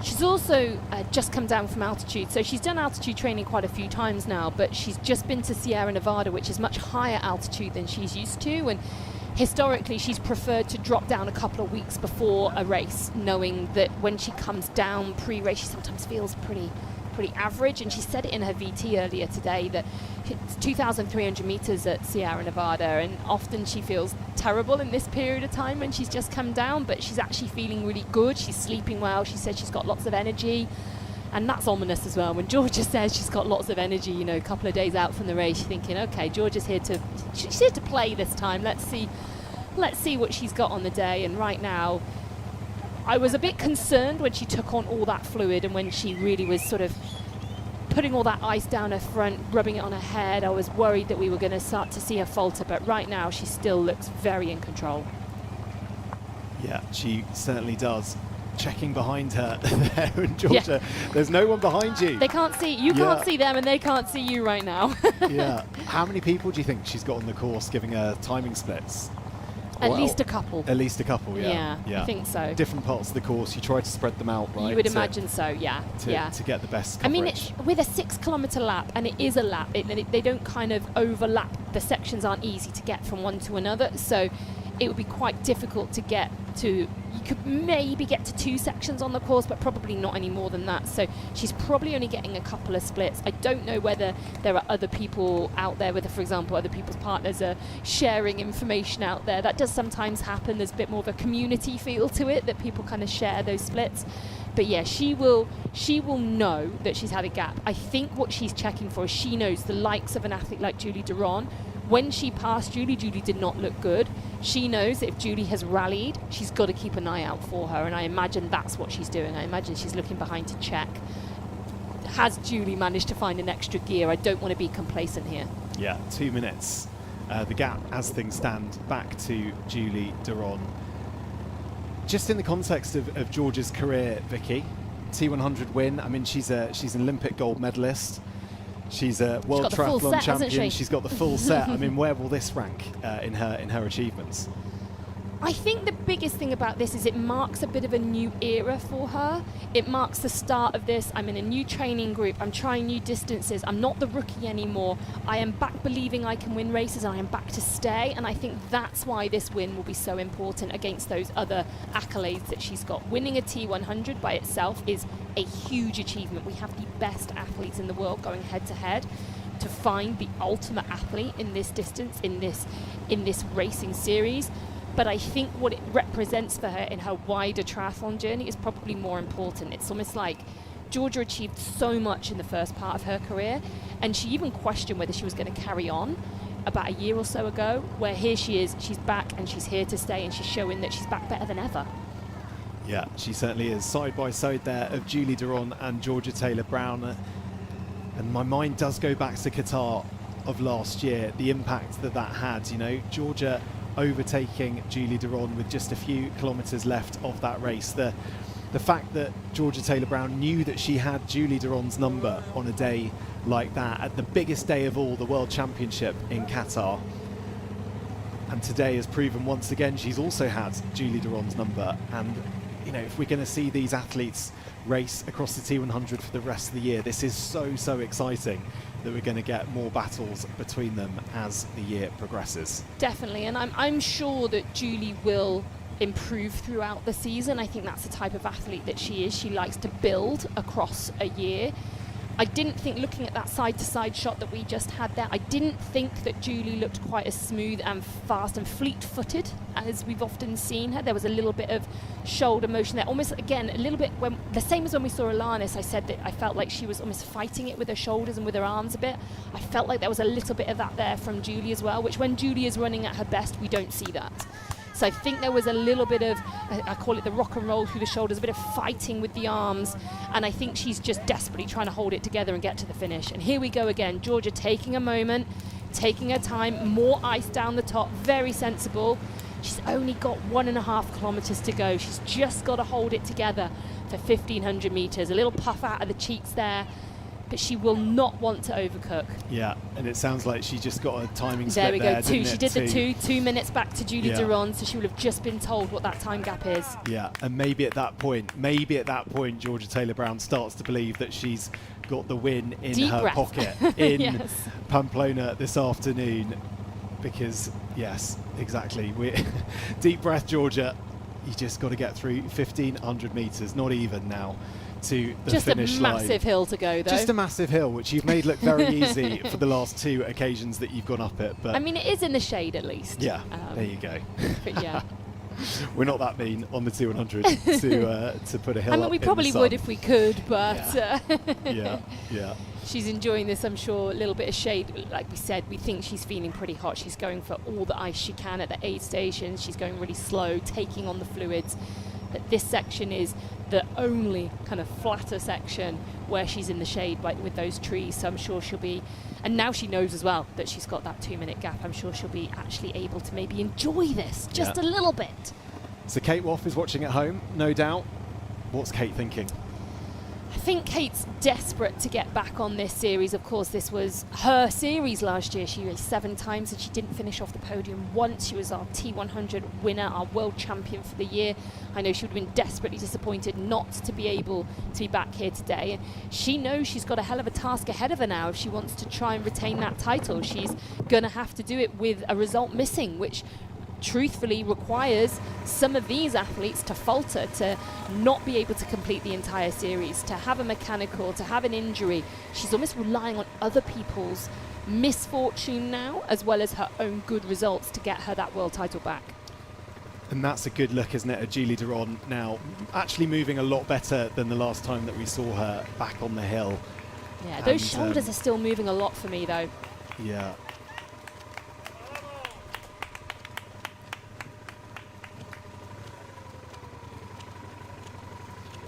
And the knee drive is not quite as high as we've seen it. The turnover not quite as good.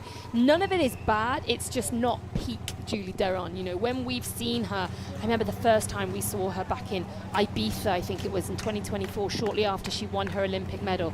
Her leg speed, her turnover was so impressive. Her running style in general just looked faultless. And she didn't look bad in that last shot. She just didn't look quite as good as we have seen her. Yeah, well, those are the standards that Julie Duron has set. Well, that's it. When you've done the things that she's done, you are held to those standards, aren't you? Exactly that. We know how well she can run. She's spoken about wanting to get back to the 2024 sort of speed that she was running. But now our attention turns to Georgia Taylor-Brown, who has to go up this monstrous hill only one more time. Ice cubes still being deployed there because it is hot and she's holding them, taking a look back over her shoulder, and that might just be the moment where she realizes. Is that a smile or a grimace on her face? I'm not entirely sure, but that hopefully will be the last time she feels she needs to have a check back. She got that 2 minute check. She's had a look back. There is no one in sight, Georgia. You've just got to get up this hill and onto that blue carpet, and you'll be raising the tape for the first time at a T100. Yeah, it's going to feel like the sweetest hill she will have ever run up. Or the worst, depending on how she's feeling. But I think you're right. I think Georgia is feeling well enough and good enough because she realises that this might just be her first win on the T100. Ice is going everywhere at the moment, trying to cool her down because it's been so warm this afternoon here in Pamplona, Spain.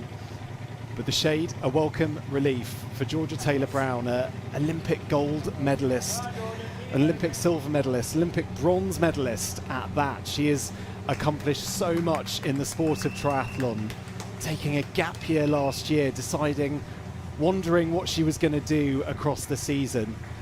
And the decision to race on the T100, the decision to get better every single time she turned up, has absolutely paid dividends.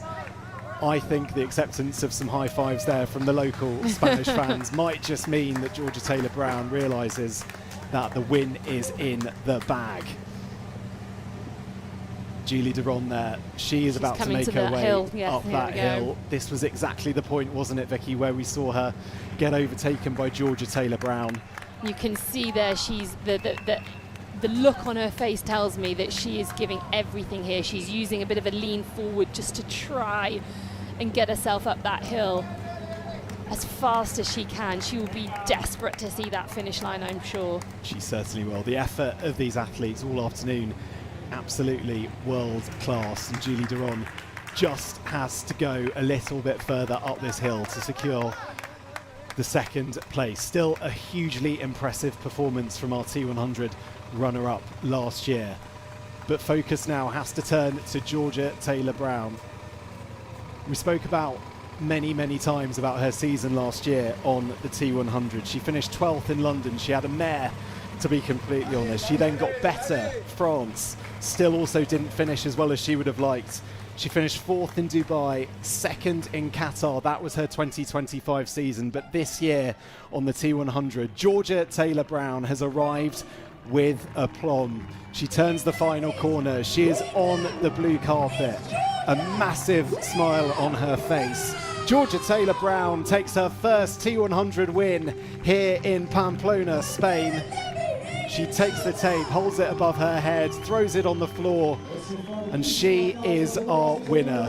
And heads straight for the shade and a nice lie down. That smile told it all, didn't it? That smile was finally, I'm back winning races, I'm back where I belong. And I think she's going to sleep well tonight. She looked delighted with that. So Julie Duron has got only a few more corners to go. Not to be for the win today. It looked on, didn't it, Vicky, from the start? She was right in there on the bike course.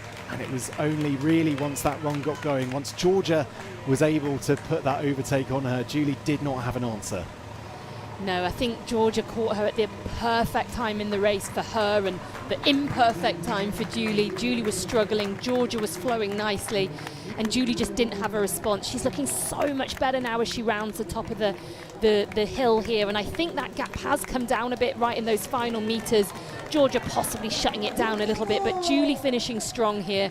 Another podium performance from Julie Duron. Yeah. On a run now of 3 podiums in a row on the T100. Julie Duron comes home in second. Still a fantastic result for her. That gap down to 1:20 at the end there, really showing the suffering that Georgia was going through right at the end of that race, and how well and how strongly Julie managed to finish for someone who looked in such distress early on the run. We don't see Julie Duron on the floor like this very often, do we? My goodness me. This normally, course has taken it all from them, isn't it? I'm just trying to think. Every time we see her on the finish line, she comes over, massive smile on her face, and she's just getting the help there, getting cooled off as quickly as possible. I think it just goes to show, A, how impressive Georgia Taylor-Brown was on the course today, but B, just the effort that these athletes have been putting in. A well-earned drink of icy cold water for you there, Julie Duron. That's it. Inch yourself back against the barriers. Get any bit of shade that you possibly can in these conditions. That's almost exactly what Georgia did when she crossed the line as well, because it's so exposed where they are. They haven't got anywhere to hide from the heat. But they just have to pop themselves in that tiny bit of shade and lean back against those barriers. Yeah, the debrief begins now between Georgia and Julie.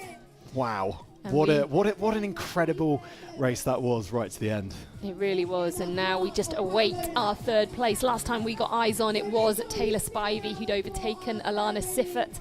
Alana Siffert then just trying to hold on from those fast-charging athletes behind, the likes of Imogen Simmons, Lizzie Rayner, Holly Lawrence. They were all coming close to Alana Siffert as well. So I think we're going to have some tightly packed athletes coming into the finish any minute now. There you go. Speak of the devil, Here Taylor she is. Spivey just rounding the final few corners. This is a massive result, make no mistake, for Taylor Spivey. Her best ever T100 result. And she's raced a fair amount of these races as well. The American, also racing last weekend, takes the high fives of the crowd, comes home to get third spot. A brilliant, brilliant result for Taylor Spivey, who actually, in truth, probably looks the best out of everyone coming over the finish line. Yeah, she does. I know. I wonder if there's a little bit of disbelief that after all the things I spoke about, that she talked about what she's done over the last 7 days, racing in Yokohama, sponsor commitments, coming back over to Europe, traveling across Spain, hives, all of these sorts of things, whether she can believe that she's actually just put together her first podium performance. Yeah. Rounds off a brilliant couple of weeks for the American. And that is Holly Lawrence coming home in fourth spot. Make the overtake on Alanis Siffert. For an athlete who we saw basically stop in the aid station, who was really seeming to struggle, look low on energy, taking on all the energy that they could do, to come through strong like that and finish fourth, super impressed. Oh, Alanis Siffert there just absolutely has given everything. She barely made it across that finish line. She stumbled her way down the finish chute there to finish that 18 kilometres, and it shows what she's given on this course. Yeah, that was fifth there for Alanis Siffert. Second best result there for Holly Lawrence, and that is Lizzie Rayner coming over the finish line. Big smile, sixth place for her. And I don't think, Vicky Holland, I've ever seen so many athletes coming over the finish line looking so done. Exhausted but so tightly packed, and that is this kind of racing. That's what this racing can deliver at its best. Incredible performances we've seen here. The city of Pamplona has delivered us a fantastic race here on the T100. The athletes, all of them looking absolutely spent on the finish line, and that is what it's taken to be able to compete here on the T100, as Alanis Siffert just looks like she's really struggling here.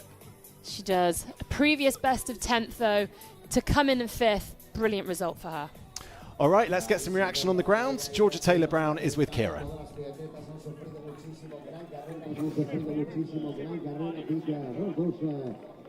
Georgia Taylor-Brown, T100 Pamplona champion. How does that sound? Good, I think, but I'm so hot. It's really, really hot out there, and yeah, I was trying to just be quite smart with my racing on the bike because it was hot, and then the run I felt really good for the first and the second lap, and then there was like no water left at the aid stations, and it got very, very hot, but I'm glad I went for it and got a gap because I really wanted to walk the end of it. Coming into this race, did you have any idea that you were on that kind of form? I've been feeling good in training and just strong and just happy and in a really good place, and yeah, I'm really enjoying my new coach and my new group. So that one's for them, and yeah, I just feel strong and just confident. So I didn't expect to win or anything, but I just feel strong and confident. It seems like you had fun out there. Did you? Yeah, I did have fun. I mean, the bike course was incredible, and the run course was also quite nice, but just hot. Honestly, it's so hot. Yes, I mean, it's not just you feeling that, but I imagine out there it's incredibly hot. All right, let's go back to you in the studio. I just want to say happy birthday to Kasson and my dad's girlfriend, Catherine, because I can't be with Cass today for her birthday, and I know she's missing me, so that one's for Cass. Awesome. Back to you guys. Very well said. Georgia just getting her shout-outs in there at the end. Yeah. The important things as we just see her here. Look at the smile and the little skip. She said she was hot. She said she was exhausted, but she had time for a little hop, skip and a step. And the little celebration as she raises the T100 tape for the first time. Yeah, brilliant pictures. The largest smile in Pamplona, I'll bet, all day here. Fantastic result there for Georgia Taylor-Brown. And very important she got her birthday shout-outs done as well. Yes. Absolutely critical. All right, let's get some more reaction from down on the ground. Julie Duron is with Kira.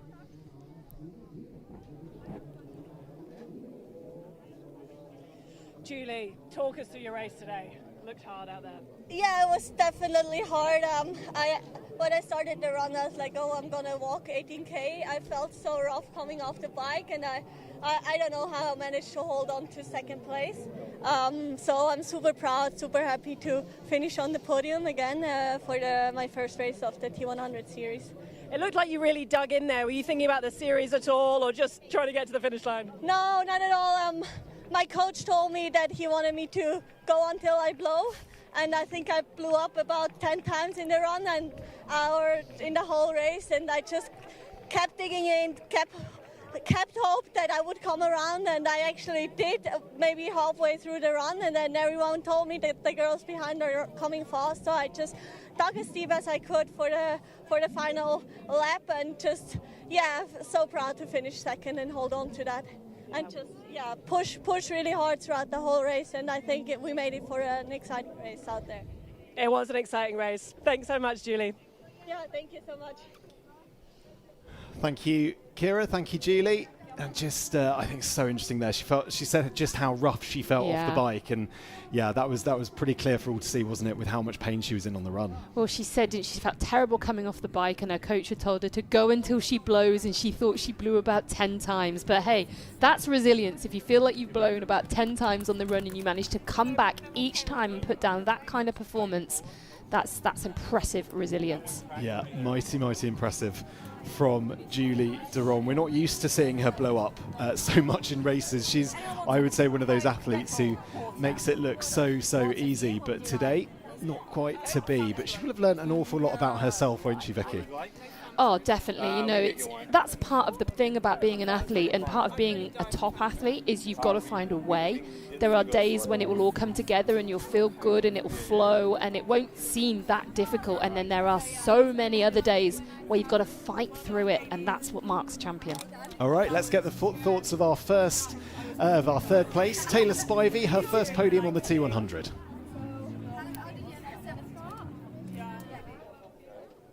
We all knew you had that in you. How does it feel, third place? I'm very happy about that. As you know, I get fourth a lot, so I'm very happy with the podium. And yeah, I finished last season on a low, so I'm really happy to come back with some redemption. Start of a good season ahead, do we think, for T100? I guess so. I mean, I really wasn't expecting that, so yeah, I mean, it's a great way to kick off the season, and I hope there's more podiums in my future. Exciting. Great to see you out there crushing it. Thanks so much. Brilliant result for Taylor Spivey as she came over the finish line. As I mentioned, that's her best ever T100 result, coming off the back of a race last weekend. And a brilliant third place for her. So let's just wrap up the top 10 there. Confirmation that Georgia Taylor-Brown, our eventual winner, Julie Duron in second and Taylor Spivey in third. Holly Lawrence, first race of the year, in fourth. Alanis Siffert, no surprise to see her with the fastest bike split of anyone. Lizzie Rayner in sixth. Imogen Simmons in seventh. Audrey Merle in eighth. Cassia Scher in ninth. And Daniela Kleiser in 10th spot.